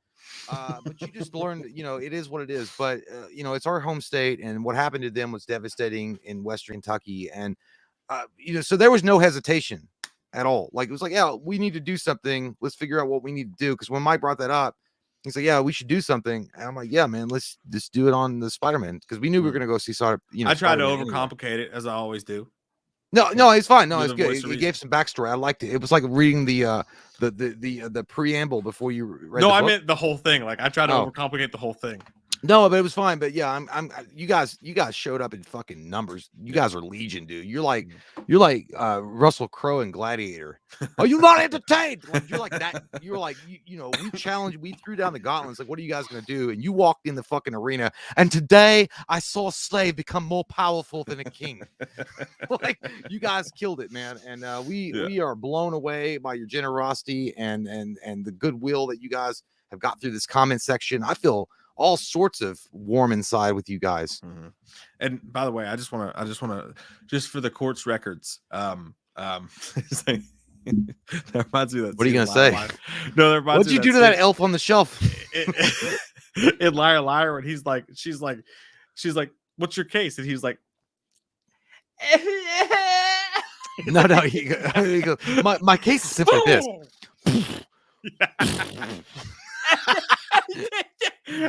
But no, and then he goes, oh god, I love that man. Just a pedantic bastard. But fuck, what was I even talking about? God damn it. Oh, by the way, I know I said that. Well, I wasn't saying Halloween Kills is the best movie of the year. I said it was our biggest movie of the year. Yeah. Whereas most people, but overall, the general consensus, I think everybody would agree, Spider-Man No Way Home is the most publicized, biggest movie event of the year. But wait, there's more. Matrix Resurrection is released on Wednesday at 3 a.m. Eastern Standard Time. We're gonna so watch be that there, too. Be square.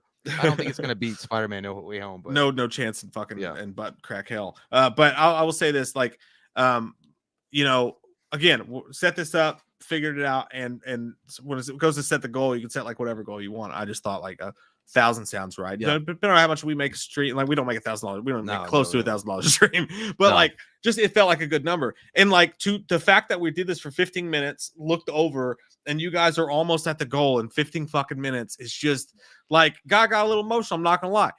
It's crazy, dude. It's like such fucking good people in this community, man. You guys are all such giving sons, like awesome fucking souls, and it just touches us to our core, man. And it feels so good to be able to do this with you guys. Yeah. And the world always seems like a stank ass skanky place with everybody looking out for umro numo. I can't fucking stand people. I hate them. I'm gonna save my money for myself and fuck you.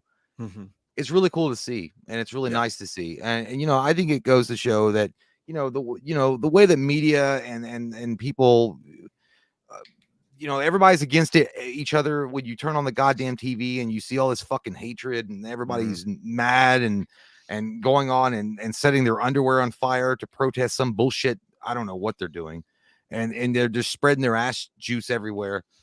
I think the general thing is the majority of the human civilization, the majority of people are like, hey man, we're all in this together. Fuck it. Yeah. You know what? If aliens invade it tomorrow, we're gonna be like Will Smith and fucking Jeff Goldblum. We're gonna get a goddamn alien spacecraft and we're gonna fight those motherfuckers. Fuck exactly, man. That's it. So stop all the hate and let's get together. Let's get together right now. Hey, this is empty, but nonetheless, fucking cheers to you guys, man. I'm so fucking proud. That's so cool, man. Of this fucking audience, man. I'm so fucking proud of this channel. And I know it's not a lot. It's not a big fucking number. That's whatever, a big deal, man. That's a lot of money. It's a big number to us. Like we did something good tonight. Like you guys did something fucking great tonight. And I'm so happy to be a part of it, man. Thank you all so fucking much for being so. And by the way, just so you guys are 100% clear, every single dollar, every single tiny penny is going to the Red Cross. We're not going to make sure of it. Any of it. You guys can see the receipts if you want, but it's all going to go there. But you guys and here's the thing: tonight when you go to bed and you sign off or whatever, you've made the difference in somebody's life tonight, and that's a really good thing. That's a really awesome thing to think about. One more thing I'll ask you to do as a favor, and if you can't donate or if you did or whatever, share the video. If you can't donate, and I get that, man, it's Christmas, times are fucking crazy, but just sharing the video, retweeting the video, not for the numbers, but just so if somebody sees it, like these guys are fucking assholes, but I'm gonna throw $5 to the fund because I give a shit about people who lost their homes. That would be cool. Again, this thing lasts the entire week, so if you're watching this not live, you can still donate. It still goes to that, and can't wait to see this number at the end of it. And you guys have already surpassed my expectations. And God damn it, I love you. Thank you so fucking much. Thanks, guys. Fucking. You guys are champions of the Christmas world. Gift that we could have got was what you guys did tonight. So we love you guys. We will see you. I don't think we're streaming. Friday's Christmas Eve, so we'll see you guys next week live. A little bit, but hey, this was fun. Yeah, and we're filming. We are filming together this week though. So you got Ash Jusai. I don't know. I'm on. If I don't have pink eye, then if you got pink eye, if I ain't got poo poo eye, we'll see y'all soon. Yeah, if that shit ain't fucking like contagious, I might be up. You know what I'm saying? Thank you guys so much. Fucking cheers to you all. Have a fucking drink for yourself because you fucking deserve it. We love you all so much. Merry fucking Christmas. Merry Christmas, guys. And a Happy New Year. You filthy animal. There you go.